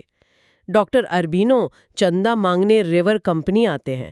فلورنٹینو کو ان کے سامنے کمتر محسوس ہوتا ہے۔ جی، اور پھر ڈاکٹر اپنی بیوی فرمینا کا ذکر کرتا ہے، اس کے بغیر میں کچھ بھی نہیں ہوتا۔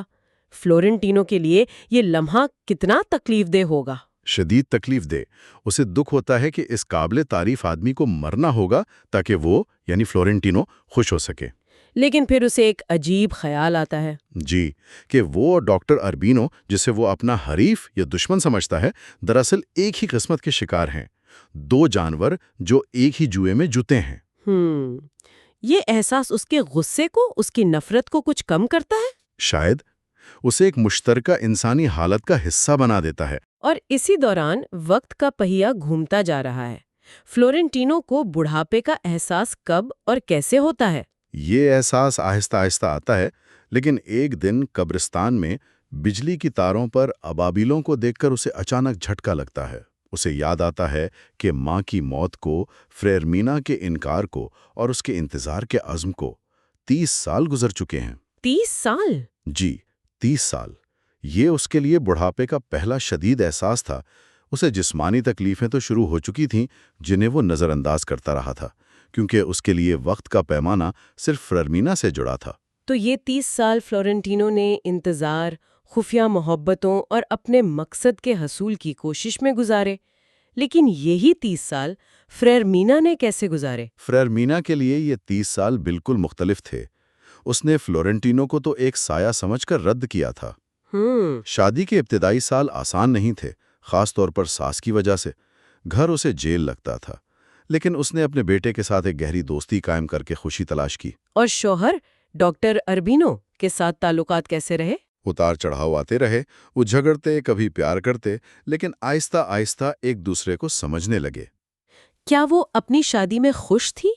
کیا اسے وہ ملا جس کی اسے تلاش تھی؟ خوشی شاید صحیح لفظ نہ ہو، وہ سماجی طور پر بہت کامیاب تھیں، ایک محترم خاتون بن گئی تھیں، لیکن اندر سے خود کو کبھی کبھی ایک ڈیلکس ملازمہ محسوس کرتی تھیں۔ مطلب جس کی زندگی گھر کے انتظام، نوکروں چاکروں اور سماجی تقریبات میں گزر رہی تھی، لیکن وقت کے ساتھ اس نے سمجھوتا کرنا سیکھا۔ وہ بینگن والی مثال۔ جی، وہ بینگن والی مثال بہت اہم ہے۔ جب اس نے لا علمی میں بینگن کا سالن کھایا اور اسے پسند کیا، وہی سبزی جسے وہ بچپن سے ناپسند کرتی تھیں، یہ اس کی زندگی میں قبولیت اور سمجھوتے کی ایک علامت بن گئی۔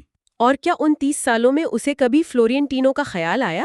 بڑھاپے کی پہلی دستک کے ساتھ اسے اپنی جوانی کی یادیں، خاص طور پر وہ سفر جو اس نے کزن ہلڈی برانڈا کے ساتھ کیا تھا، وہ یادیں شدت سے آنے لگیں۔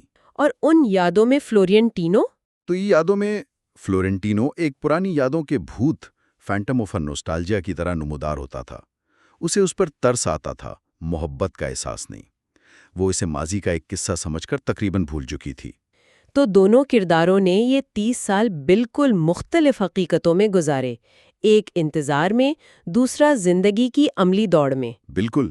فرمینا اور ڈاکٹر اربینو نے وقت کے ساتھ یہ سمجھ لیا کہ محبت، یا شاید شادی شدہ زندگی کی محبت، دنیا کی سب سے مشکل چیز ہے، لیکن وہ ایک دوسرے کے بغیر نہیں رہ سکتے۔ وہ 30 سال بعد ایک دوسرے کو اتنی گہرائی سے سمجھنے لگے تھے، جیسے ایک وجود جو 2 حصوں میں بٹا ہوا ہو۔ وہ زندگی کے عملی تقاضوں سے گزر کر ایک پرسکون سمجھوتے والے مقام پر پہنچ چکے تھے، جسے مصنف زندگی کا دوسرا کنارہ کہتا ہے۔ باب 4 کا یہ حصہ ہمیں جوانی کے رومانوی خوابوں اور ادھیڑ عمری کی عملی حقیقتوں کے درمیان کا وسیع اور اکثر تکلیف دہ فاصلہ دکھاتا ہے، اور کرے گا چاہے کتنا ہی وقت لگے۔ جی ہاں، جبکہ فرمینا سماجی وقار اور ازدواجی زندگی کی ایک مستحکم دنیا میں قدم رکھ چکی ہے، فلورنٹینو کو ماضی کی ایک دھندلی یاد سمجھ کر پیچھے۔ اب کہانی ایک طویل، بہت طویل، صبر آزما سفر کے لیے تیار ہے۔ انتظار، خواہش اور ایک ایسی اٹل وفاداری کا سفر جو کئی دہائیوں پر محیط ہوگا۔ یہ باب اس طویل انتظار کی بنیاد رکھتا ہے۔ اور سننے والوں کے لیے ایک سوال چھوڑ جاتے ہیں۔ جب دو زندگیاں اتنے مختلف راستوں پر چل پڑی ہوں تو ایک شخص کی طرف سے دہائیوں پر محیط یہ اٹل انتظار، کیا یہ حقیقی محبت کی علامت ہے، ایک جنون، یا محض حقیقت سے فرار کا ایک طریقہ؟ اس پر غور کیجیے گا۔ آئیے آج غوطہ لگاتے ہیں باب 5 کی دنیا میں۔ یہاں کہانی فرمینا ڈازا کی شادی شدہ زندگی کے گرد گھومتی ہے، جو انہوں نے مشہور ڈاکٹر جوینال اوربینو کے ساتھ گزاری۔ جی، لیکن ساتھ ہی پس منظر میں فلورنٹینو آریزا کی محبت کی آگ بھی دھیکتی رہتی ہے، جو کبھی بجھی ہی نہیں۔ بالکل۔ ہمارے پاس اس باب کے وہ حصے ہیں جو ان کہانیوں کے اہم موڑ واضح کرتے ہیں۔ آج ہم کوشش کریں گے کہ ان دونوں کرداروں کے بالکل مختلف راستوں کو سمجھیں، شادی کی اصل حقیقت اور اس کی پیچیدگیوں پر نظر ڈالیں، اور دیکھیں کہ محبت وقت کے تھپیڑوں کا مقابلہ کیسے کرتی ہے۔ اور یہ واقعی ایک دلچسپ موازنہ ہے اس باب میں۔ ہاں، اور دلچسپ بات یہ ہے کہ باب کا آغاز ایک بڑی شان و شوکت والے منظر سے ہوتا ہے، ایک غبارے کی پرواز جو بے وقت نئی صدی کی امید بھی دلاتی ہے اور کچھ اندیکھے خطروں کا اشارہ بھی دیتی ہے۔ چلیں اس کہانی کی پرتیں کھولتے ہیں۔ ہاں، یہ باب ہمیں دو متوازی چلتی زندگیوں کا بڑا دلچسپ تضاد دکھاتا ہے۔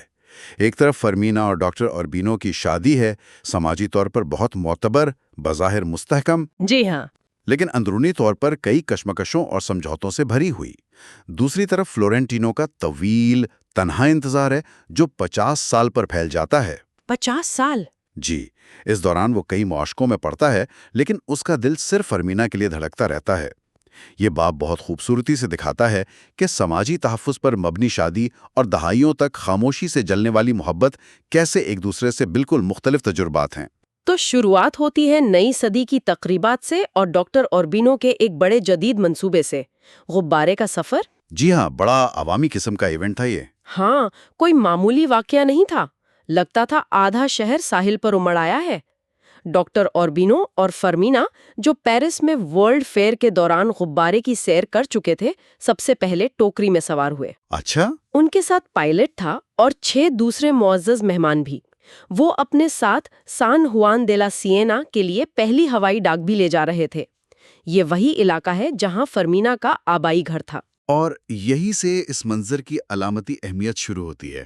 یہ غبارہ صرف ایک سواری نہیں، یہ ترقی کی علامت ہے، جدت کی، اور خاص طور پر ڈاکٹر اوربینو کی عوامی شخصیت اور ان کے مرتبے کی عکاسی کرتا ہے۔ صحیح۔ لیکن اسی ہجوم میں سے کسی کی آواز آتی ہے کہ یہ فرمینا جیسی خاتون کے لیے مناسب نہیں، جو اس وقت کے سماجی رویوں کی طرف اشارہ ہے۔ اوہ، اچھا۔ پھر وہ واقعہ جب ایک صحافی نے اوربینو سے پوچھا کہ اگر وہ اس سفر میں مارے گئے تو ان کے آخری الفاظ کیا ہوں گے۔ ہاں؟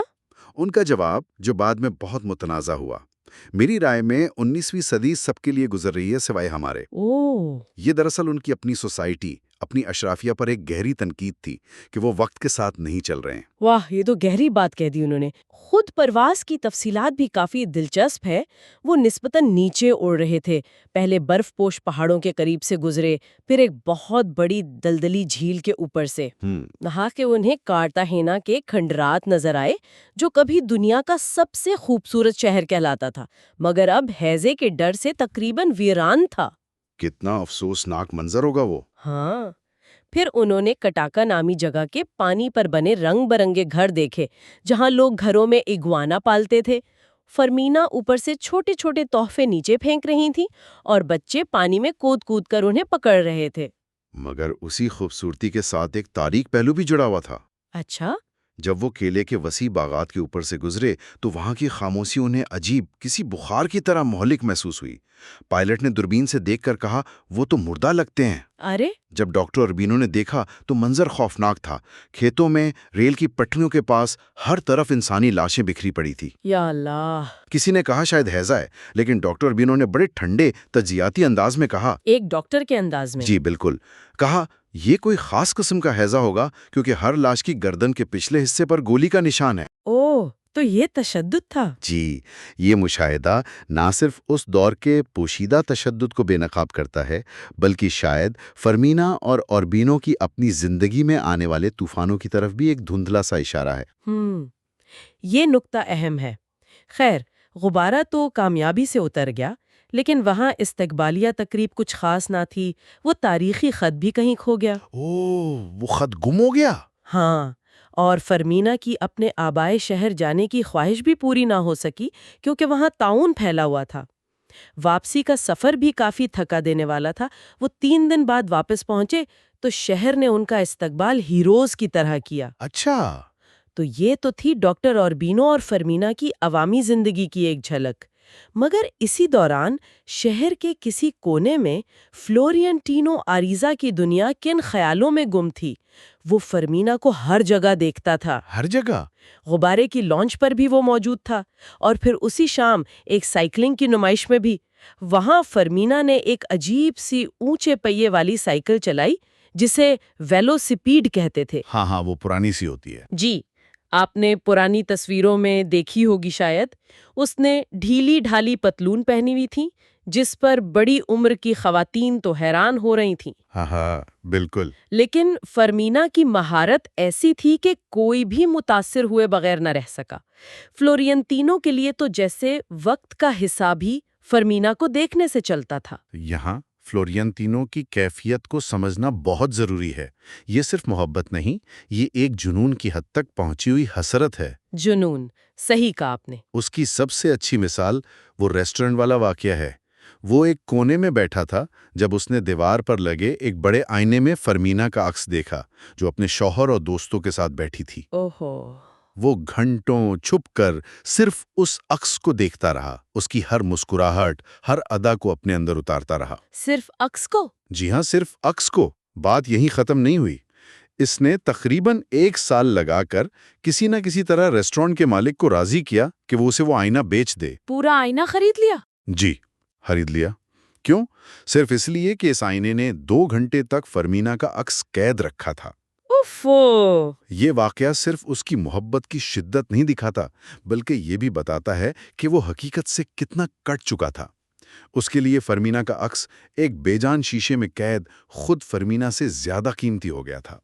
یہ ایک طرح سے اس کی تنہائی اور اپنی بنائی ہوئی دنیا میں رہنے کی علامت ہے۔ یہ تو واقعی بہت عجیب اور گہری بات ہے۔ وہ اکثر فرمینا اور جووینیل کو عوامی مقامات پر اکٹھے دیکھتا۔ وہ دونوں ہمیشہ ایک مکمل ہم آہنگی میں نظر آتے۔ جی، ایک آئیڈیل جوڑے کی طرح۔ ہاں، ڈاکٹر اوربینو سب سے گرم جوشی سے ملتے، جبکہ فرمینا ایک رسمی سی لا تعلقی برقرار رکھتی، جیسے وہ اپنے خول میں بند ہوں۔ اور فلورینٹینو اس لا تعلقی کی اپنی ہی تشریح کرتا تھا۔ وہ سوچتا، کیا یہ صرف شرمندگی کا پردہ ہے یا اس کے پیچھے کوئی چھپی ہوئی محبت ہے جو باہر نہیں آ پا رہی؟ یعنی وہ امید لگا لیتا تھا۔ بالکل۔ ایک واقعہ ہے جب ایک بیڑی جہاز کی نام رکھنے کی تقریب میں فرمینا فلورینتینو کو سلام کرنے میں ہچکچاتی ہے۔ فلورینتینو اپنی لامحدود وہم کی صلاحیت کی وجہ سے اسے امید کی ایک کرن سمجھ لیتا ہے۔ لامحدود وہم کی صلاحیت، کیا خوبصورت جملہ ہے۔ جی، وہ یہ ماننے کو تیار ہو جاتا ہے کہ شاید یہ ظاہری بے رخی دراصل محبت کے اس عذاب کو چھپانے کا ایک طریقہ ہے جس سے وہ گزر رہی ہے۔ یہ سوال اٹھاتا ہے کہ فلورینتینو حقیقت کو دیکھ رہا ہے یا صرف وہ دیکھ رہا ہے جو اس کا دل دیکھنا چاہتا ہے۔ میرا خیال ہے وہ وہی دیکھ رہا تھا جو دل چاہتا تھا۔ شاید اس کی پوری زندگی جیسے اسی وہم کے سہارے گزر رہی تھی۔ بات صرف فلورینٹینو کے انتظار کی نہیں، فرمینا کی اپنی شادی میں بھی بہت کچھ چل رہا تھا، اور بینو خاندان شہر کے ایک نئے امیر علاقے میں منتقل ہو گیا تھا جسے لامانگا کہتے تھے۔ یہ سمندر کے کنارے ایک خوبصورت جگہ تھی۔ جی، ترقی ہو رہی تھی ان کی۔ لیکن اس خوبصورتی کے پیچھے ان کی شادی میں ایک بحران پنپ رہا تھا۔ شروع میں وہاں کچھ عملی مسائل بھی آئے، جیسے ایک دن بجلی گھر میں دھماکہ ہو گیا، لیکن اصل طوفان تو ان کے گھر کے اندر اٹھ رہا تھا۔ اور اس بحران کی جڑ بڑی عجیب تھی، فرمینا کی سونگنے کی غیر معمولی حس۔ ہاں، یہ بہت ہی منفرد بات ہے اس ناول کی۔ جی، یہ بے وفائی کا پتہ لگانے کا شاید سب سے انوکھا اور ذاتی طریقہ ہے جو ادب میں بیان ہوا ہے۔ ایک صبح فرمینا کو اپنے شوہر کے پچھلی شام پہنے ہوئے کپڑوں سے ایک اجنبی انسانی بو آئی۔ صرف بو سے؟ جی، یہ کسی پھول یا عطر کی خوشبو نہیں تھی، بلکہ کسی دوسرے انسان کے جسم کی مخصوص مہک تھی جو اس سے پہلے اس نے کبھی محسوس نہیں کی تھی۔ فرمینا کے لیے یہ دریافت بہت تکلیف دہ تھی۔ اس نے تحقیقات شروع کی۔ وہ روزانہ چھپ کر جوینال کے کپڑے سونگھتی، یہ جاننے کی کوشش کرتی کہ یہ بو کد اور کہاں سے آتی ہے۔ مطلب وہ جاسوسی کرنے لگی۔ ہاں، ایک طرح سے۔ اس نے چپکے سے اس کے کلینک جا کر مریضوں کے ریکارڈ تک چیک کیے، یہ سوچ کر کہ شاید کسی مریضہ کی بو ہو، لیکن بعد میں اسے اپنے اس شک پر شرمندگی بھی ہوئی۔ ظاہر ہے۔ وہ اپنے شوہر کے رویے میں تبدیلیاں بھی محسوس کر رہی تھی۔ وہ چڑچڑا رہنے لگا تھا، اس کی بھوک اڑ گئی تھی، اور بستر میں بھی اس کا رویہ سرد مہر ہو گیا تھا۔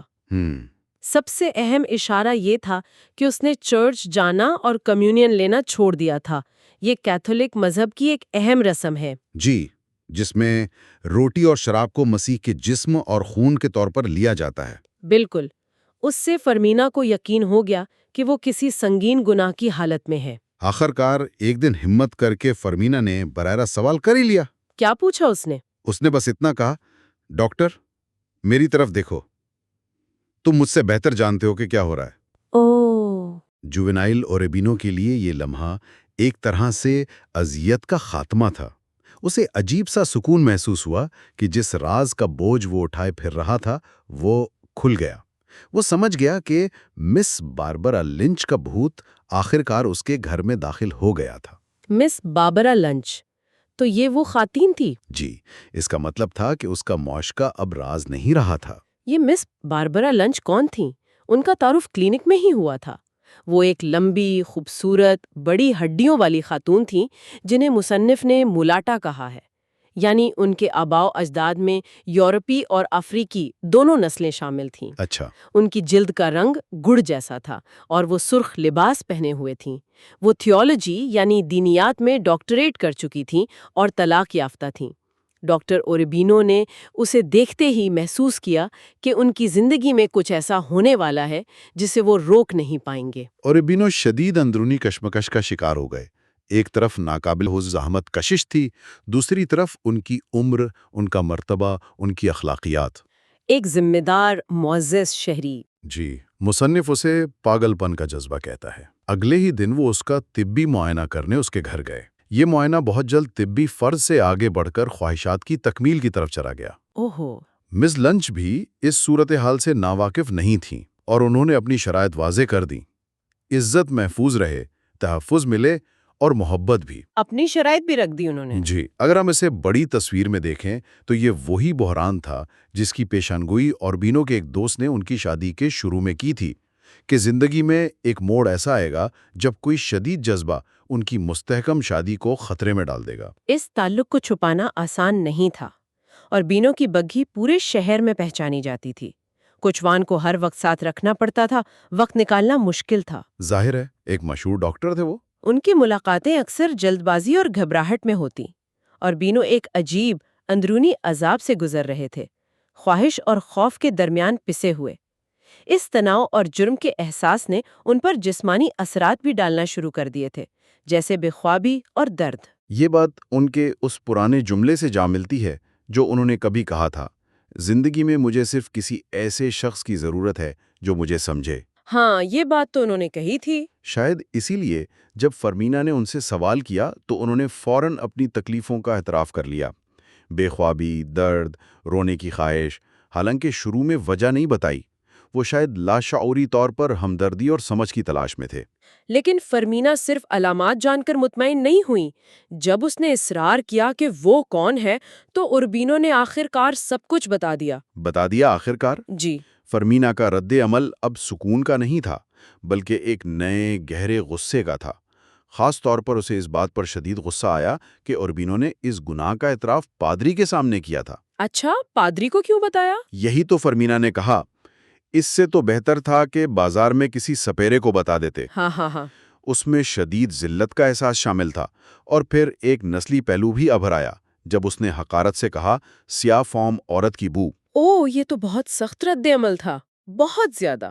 فرمینا کا گھر چھوڑ کر جانے کا فیصلہ صرف غصے کا نتیجہ نہیں تھا، اس میں اس کا غرور، اس کی تذلیل کا احساس اور شاید برسوں سے دبی ہوئی ایک پرانی خواہش، سان ہوان دے لا سییناگا جانے کی خواہش بھی شامل تھی، جہاں اس کا بچپن گزرا تھا۔ جی، یہ فیصلہ حتمی لگتا تھا۔ انہوں نے علیحدگی کا باقاعدہ معاہدہ کیا، اوربینو کو پھر بھی امید تھی کہ وہ واپس آ جائے گی، لیکن فرمینا کو یقین تھا کہ وہ کبھی واپس نہیں آئے گی۔ یہ ان کی شادی کا سب سے بڑا بحران تھا۔ فرمینا نے کسی کو بتائے بغیر چپکے سے گھر چھوڑا۔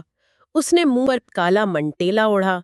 یہ ایک قسم کا جالی دار دوپٹہ یا شال ہوتی ہے جو اسپینش خواتین سر ڈھانپنے کے لیے استعمال کرتی ہیں۔ جی۔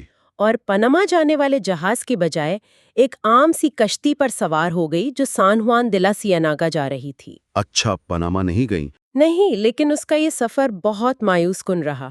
شہر بالکل بدل چکا تھا، وہاں ہیضہ پھیلا ہوا تھا۔ اس نے عظیم رہنما سائمن بولیوار کی آخری آرامگاہ سان پیدرو الیخاندرینو کا دورہ کیا، جو اداسی بھرا تجربہ تھا۔ آخرکار وہ اپنی کزن ہلڈی برانڈا کے فارم پر پہنچی۔ وہاں ہلڈی برانڈا کو دیکھ کر اسے اپنی بڑھتی عمر اور زندگی میں کیے گئے فیصلوں کا شدت سے احساس ہوا۔ مطلب اپنی زندگی کا جائزہ لیا اس نے وہاں جا کر۔ بالکل۔ اور اس سارے عرصے میں فلورنٹینو کا کیا حال تھا؟ وہ بے چینی سے فرمینا کی خبروں کی تلاش میں رہتا تھا۔ ظاہر ہے۔ اس نے افواہیں سنی کہ فرمینا بیمار ہے، شاید ٹی بی یا کنزمپشن ہو گیا ہے، اور علاج کے لیے پاناما گئی ہے۔ غلط افواہیں تھیں۔ جی، پھر اسے فرمینا کے باپ لورینزو ڈازا کی موت کی خبر ملی۔ اسے عجیب سا سکون ملا کہ چلو ایک رکاوٹ تو دور ہوئی، لیکن ساتھ ہی افسوس بھی ہوا کہ معلومات کا ایک اہم ذریعہ ختم ہو گیا۔ آخرکار اس نے تقریباً ہار مان لی، یہ سوچ کر کہ فرمینا شاید مرنے کے قریب ہے۔ اور پھر وہ ہوا جسے مصنف ناممکن اتفاق کہتا ہے۔ ہاں؟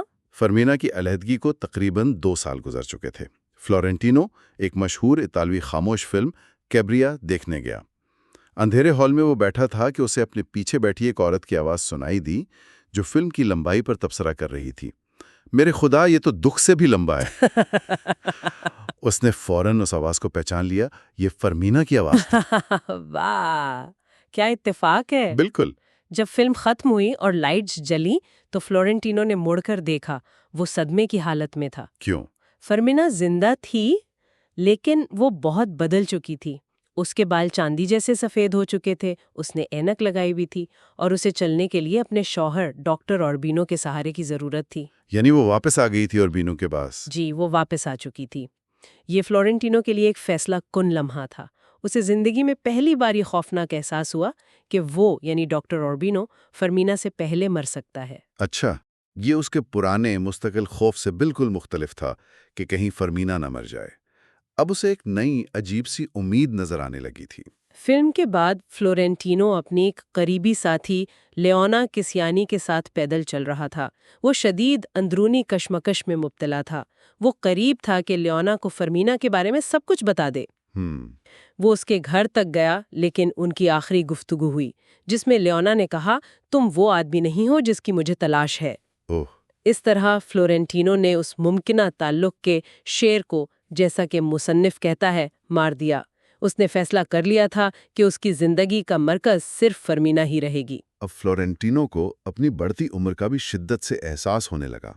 وہ ہمیشہ سے اپنی عمر سے بڑا لگتا تھا، لیکن اب وہ واقعی بوڑھا ہو رہا تھا۔ ہاں، وقت تو گزر رہا تھا۔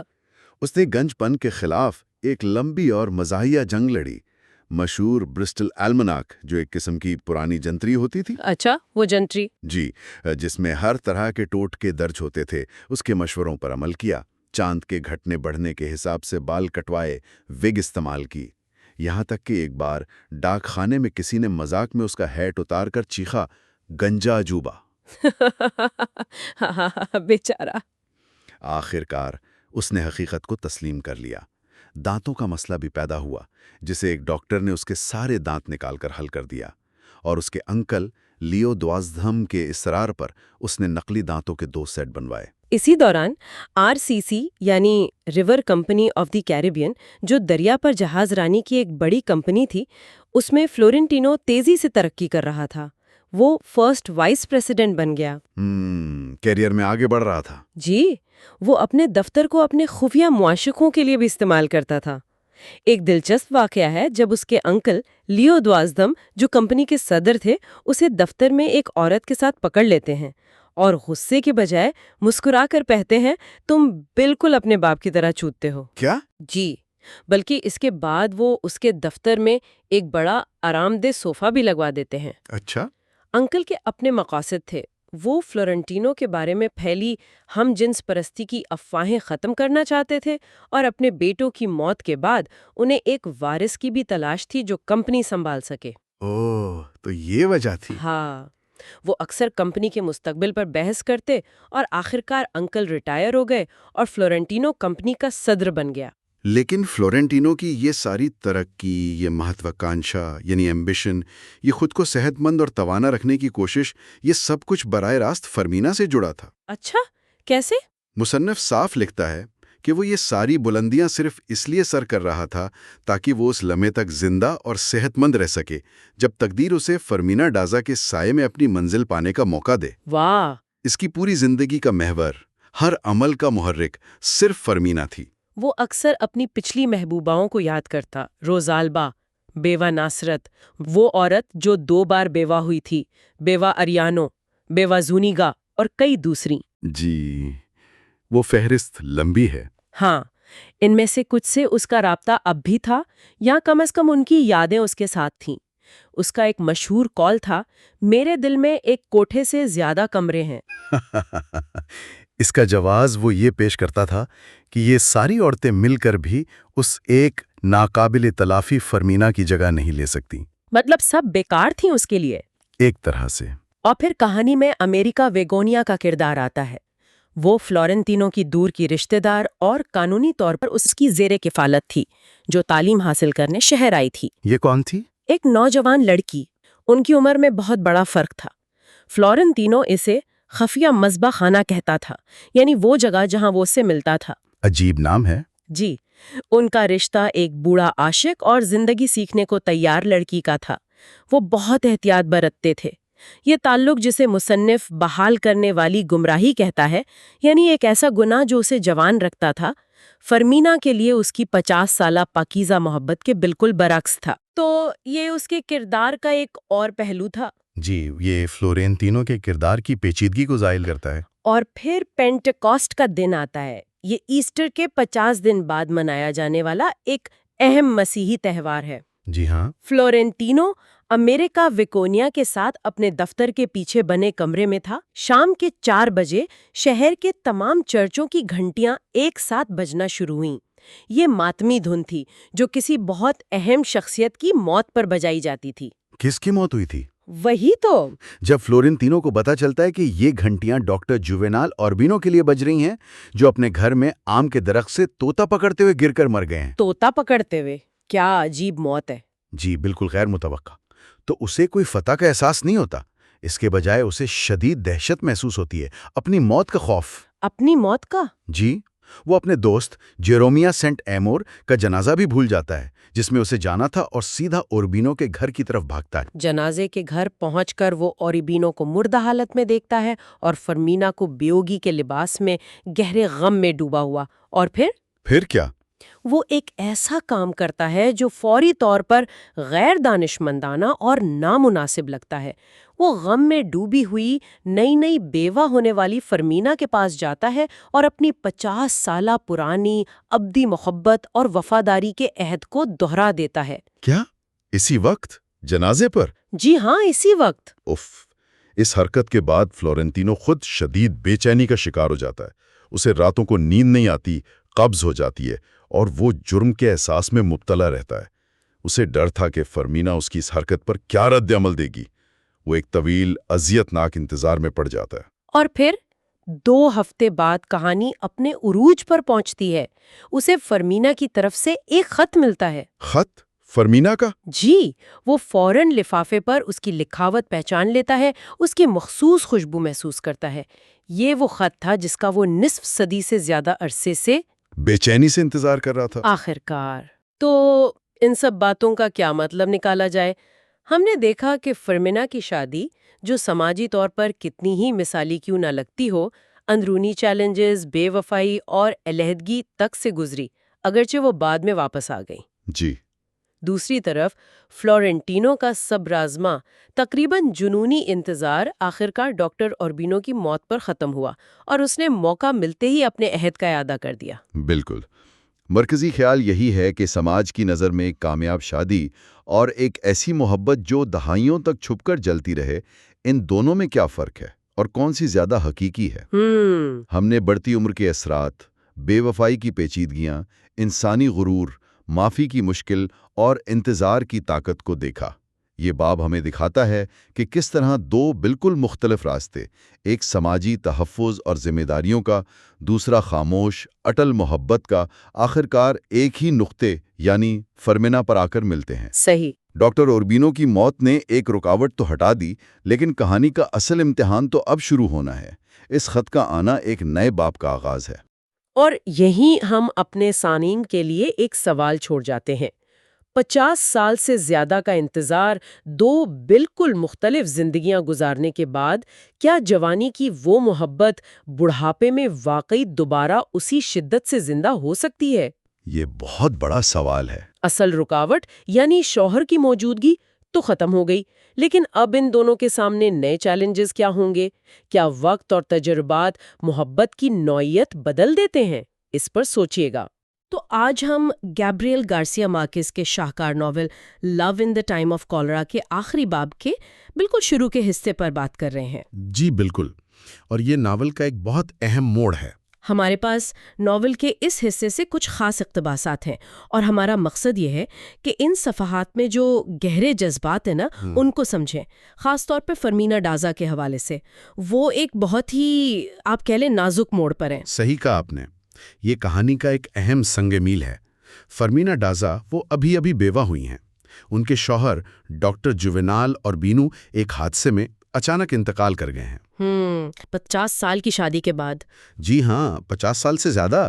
تو اب وہ بالکل اکیلی رہ گئی ہیں، ایک ایسی زندگی کے سمجھیں ملبے پر کھڑی ہیں جو شوہر کے بغیر ادھوری نہیں لگتی، شاید بے معنی سی لگ رہی ہے۔ اور جو مواد ہم دیکھ رہے ہیں اس سے لگتا ہے کہ یہ صرف سادہ دکھ نہیں ہے، یہ تو ایک بہت پیچیدہ قسم کا جذباتی طوفان ہے۔ بالکل۔ ایک طرف تو ظاہر ہے اپنے ساتھی کو کھونے کا غم ہے جو بیان کرنا مشکل ہے، لیکن اس کے ساتھ ساتھ نا ایک عجیب سی کیفیت بھی ہے، اپنے شوہر پر غصہ۔ غصہ؟ اچھا۔ ہاں، کہ وہ انہیں ایسے اکیلا چھوڑ کر کیوں چلے گئے، اور پھر یہ احساس کہ جیسے ان کی اپنی پہچانی وہ کہیں کھو گئی ہے۔ جی ہاں، یہ شناخت کا بحران یعنی آئیڈینٹی کرائسس، یہ بہت اہم نقطہ ہے۔ دیکھیں، 50 سال سے زیادہ کی شادی، اور وہ بھی اس زمانے کے سماج میں جہاں عورت کی پہچان اکثر شوہر سے جڑی ہوتی تھی۔ صحیح۔ تو اس کا مطلب تھا کہ فرمینا کی زندگی تو پوری طرح ڈاکٹر اوربینو کے ارد گرد ہی بنی ہوئی تھی۔ ہاں۔ اب ان کے بغیر وہ اپنے ہی گھر میں ایک اجنبی کی طرح، ایک بھوت کی طرح محسوس کرتی ہیں۔ گھر وہی ہے، لیکن اب وہ بہت بڑا لگتا ہے، بہت خالی۔ ناول میں وہ خود سے پوچھتی بھی ہیں، بڑا تلخ سوال ہے، کہ اصل میں زیادہ مراوا کون ہے، وہ جو چلا گیا یا وہ جو پیچھے رہ گئی؟ یہ جو نقصان کا احساس ہے نا، یہ بہت گہرا ہے۔ یہ تو واقعی وجود پر سوال اٹھانے والی بات ہے، اور ذرائع میں یہ بھی بتایا گیا ہے کہ کیسے شوہر کی یادیں ہر وقت انہیں گھیرے رہتی ہیں۔ جی، ہر طرف۔ ان کے پجامے کرسی پر پڑے ہیں، چپلیں بستر کے پاس رکھی ہیں، آئینے میں ان کا عکس نظر آتا ہے، وہم کی طرح، یہاں تک کہ ان کی خوشبو موت کے کئی دن بعد بھی فرمینا کو محسوس ہوتی ہے۔ یہ یادیں تو جیسے ایک مسلسل عذاب ہیں۔ اور ان یادوں سے، ان کی پکڑ سے نکلنے کی ایک بالکل مایوس کن کوشش میں وہ ایک بہت بڑا قدم اٹھاتی ہیں، ایک ایسا قدم جو ان کی اندرونی کیفیت کی شدت کو ظاہر کرتا ہے۔ کیا کرتی ہیں وہ؟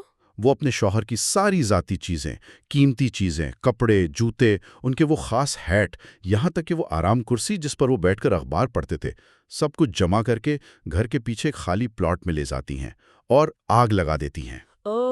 سب کچھ جلا دیتی ہیں؟ جی، یہ ایک رسم جیسی ہے، ایک ایریڈیکیشن ریچول، مطلب ان کی نشانیوں کو مٹا کر شاید ان کی یادوں سے چھٹکارا پانے کی ایک کوشش۔ جیسے زندگی سے ان کا نام و نشان مٹانے کی کوشش۔ لیکن کیا اس سے فرق پڑتا ہے؟ کیا آگ یادوں کو جلا سکتی ہے؟ نہیں، بالکل نہیں۔ متن صاف بتاتا ہے کہ یہ کوشش، یہ جو انہوں نے ایک طرح کا ہولو کاسٹ کیا، یہ بالکل بیکار گیا۔ یادیں آگ سے زیادہ طاقتور نکلیں۔ اچھا۔ شوہر کی غیر موجودگی کا احساس کم نہیں ہوا، شاید اور بڑھ گیا۔ یہ بالکل ویسے ہی ہے جیسے کسی کا ہاتھ یا پاؤں کٹ جائے تو بھی اس کا درد محسوس ہوتا رہتا ہے، فینٹم لمب جسے کہتے ہیں۔ ہاں، وہ حصہ نہیں ہے پر درد ہے۔ بالکل۔ یادیں مادی نہیں ہوتی، انہیں جلایا نہیں جا سکتا۔ اور اسی شدید جذباتی اتھل پتھل اور خالی پن کے بیچ ماضی کا ایک بھولا بسرا باب ایک بھوت کی طرح پھر سے ان کے دروازے پر آ جاتا ہے، فلورنٹینو اریزا۔ جی، اور وہ بھی کس وقت؟ عین اس دن جب گھر سے جنازے کے پھول بھی نہیں اٹھے تھے۔ جی ہاں، اس کی آمد بہت ڈرامائی ہے اور بالکل غیر متوقع۔ 50 سال، 9 مہینے اور 4 دن، اتنے لمبے انتظار کے بعد وہ سیدھا فرمینا کے پار جاتا ہے، شوہر کی موت کے صرف چند گھنٹے بعد۔ چند گھنٹوں بعد؟ ہاں، اور جا کر اپنی لازوال، کبھی نہ ختم ہونے والی محبت کا اعلان کر دیتا ہے، وہ اعلان جو 50 سال سے اس کے سینے میں تھا۔ ذرا سوچیں اس لمحے کی شدت کو۔ ناقابل یقین۔ فرمینا پر کیا گزری ہوگی اس وقت؟ حیرت تو بہت چھوٹا لفظ ہے اس کے لیے۔ حیرت سے کہیں زیادہ۔ متن بتاتا ہے کہ وہ شدید غصے میں آ جاتی ہیں، ایک ناقابل برداشت غصہ۔ غصہ؟ جی، فلورنٹینو کا یہ کام انہیں انتہائی بے حسی لگتا ہے، گستاخی، ان کے غم کی کھلی توہین۔ انہیں لگتا ہے یہ محبت نہیں، یہ شاید کوئی پرانا بدلہ لینے آیا ہے، کوئی انتقام کی پہلی قسط۔ وہ اسے ایک قابل نفرت آسیب کہتی ہیں، یعنی ہیٹفل فینٹم، ماضی کا ایک ایسا سایہ جس سے وہ سمجھتی تھی کہ ہمیشہ کے لیے چھٹکارا مل گیا ہے۔ یہ قابل نفرت آسیب، یہ بڑی معنی خیز اصطلاح ہے۔ مطلب صرف ایک پرانا عاشق نہیں، بلکہ ایک ایسی یاد جسے وہ دفن کر چکی تھیں۔ اور ذرائع یہ بھی بتاتے ہیں کہ وہ فوراً ماضی کے اس نوجوان فلورنٹینو کا موازنہ اس بوڑھے آدمی سے کرتی ہیں جو اب ان کے سامنے ہے۔ بالکل، ان کے ذہن میں فوراً جوانی کا فلورنٹینو آتا ہے، وہ خاموش سا، کمزور سا لڑکا جو وائلن بجاتا تھا، بارش میں بھیگتا، ان کے پیچھے آتا تھا۔ اور اب ان کے سامنے یہ شخص کھڑا ہے جسے وہ خستہ حال بوڑھا سمجھتی ہیں، ایک موت ایٹن اولڈ ریک، وقت کی گرد میں آٹا ہوا، ان کے تازہ غم کا ذرا بھی خیال کیے بغیر اپنی 50 سال پرانی محبت کا دعویٰ کر رہا ہے۔ اور وہ جو جوانی کی محبت؟ وہ جوانی کی محبت جس نے کبھی انہیں بھی متاثر کیا تھا، اب اسے وہ ایک غیر حقیقی محبت سمجھتی ہیں، ان ریئل لو، ایک ایسی کہانی جو حقیقت سے زیادہ وہم تھی۔ تو یہ جو فرق ہے، ماضی کی رومانوی تصویر اور حال کی یہ تلخ حقیقت، اس سے تو ان کا غصہ اور بڑھتا ہوگا۔ یقیناً، انہیں یہ بھی لگتا ہے کہ شاید فلورنٹینو کے دل میں محبت نہیں بلکہ رد کیے جانے کی نفرت تھی جو اتنے سال پلتی رہی، ایک زہریلے بیج کی طرح۔ اچھا۔ اور اب یہ محبت کا اچانک اظہار اسی نفرت کا ایک نیا روپ ہے، شاید انہیں ذلیل کرنے کا ایک موقع۔ یہ سوچ ان کے غصے کو بالکل برداشت سے باہر کر دیتی ہے۔ ذرائع میں ان کی کزن ہلڈبرانڈا سانچیز کے آنے کا بھی تھوڑا سا ذکر ہے۔ کیا اس ملاقات سے کچھ فرق پڑتا ہے فرمینا کے خیالات میں؟ ہلڈبرانڈا کا آنا ایک دلچسپ بات سامنے لاتا ہے۔ ہلڈبرانڈا وہ واحد رازدار تھی ان کی جوانی کی محبت کی، اور وہ ہمیشہ سے فلورنٹینو کے لیے ہمدردی رکھتی تھی۔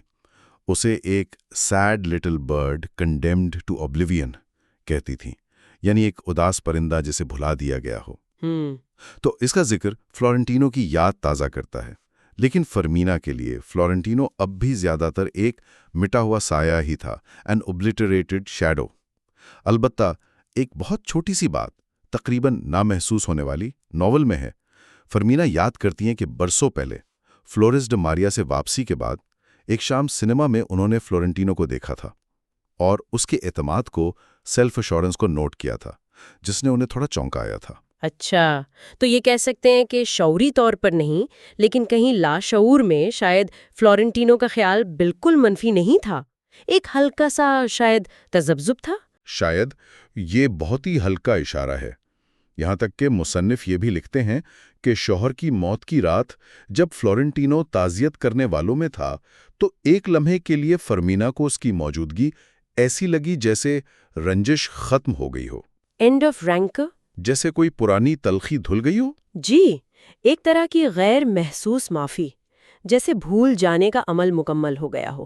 لیکن پھر فلورنٹینو نے آ کر اپنے عشق کا اعلان کر دیا اور اس نازک سی شانتی کو، اس ممکنہ صلح کو ایک جھٹکے میں توڑ دیا۔ بالکل ایسا ہی ہوا، اور شاید اسی لیے جب فلورنٹینو کے الفاظ اور اس کی موجودگی کے خیال ان کے ذہن پر حاوی ہونے لگتے ہیں اور وہ اپنے غصے اور بے بسی پر قابو نہیں رکھ پاتی، تو وہ ایک اور شدید قدم اٹھاتی ہیں۔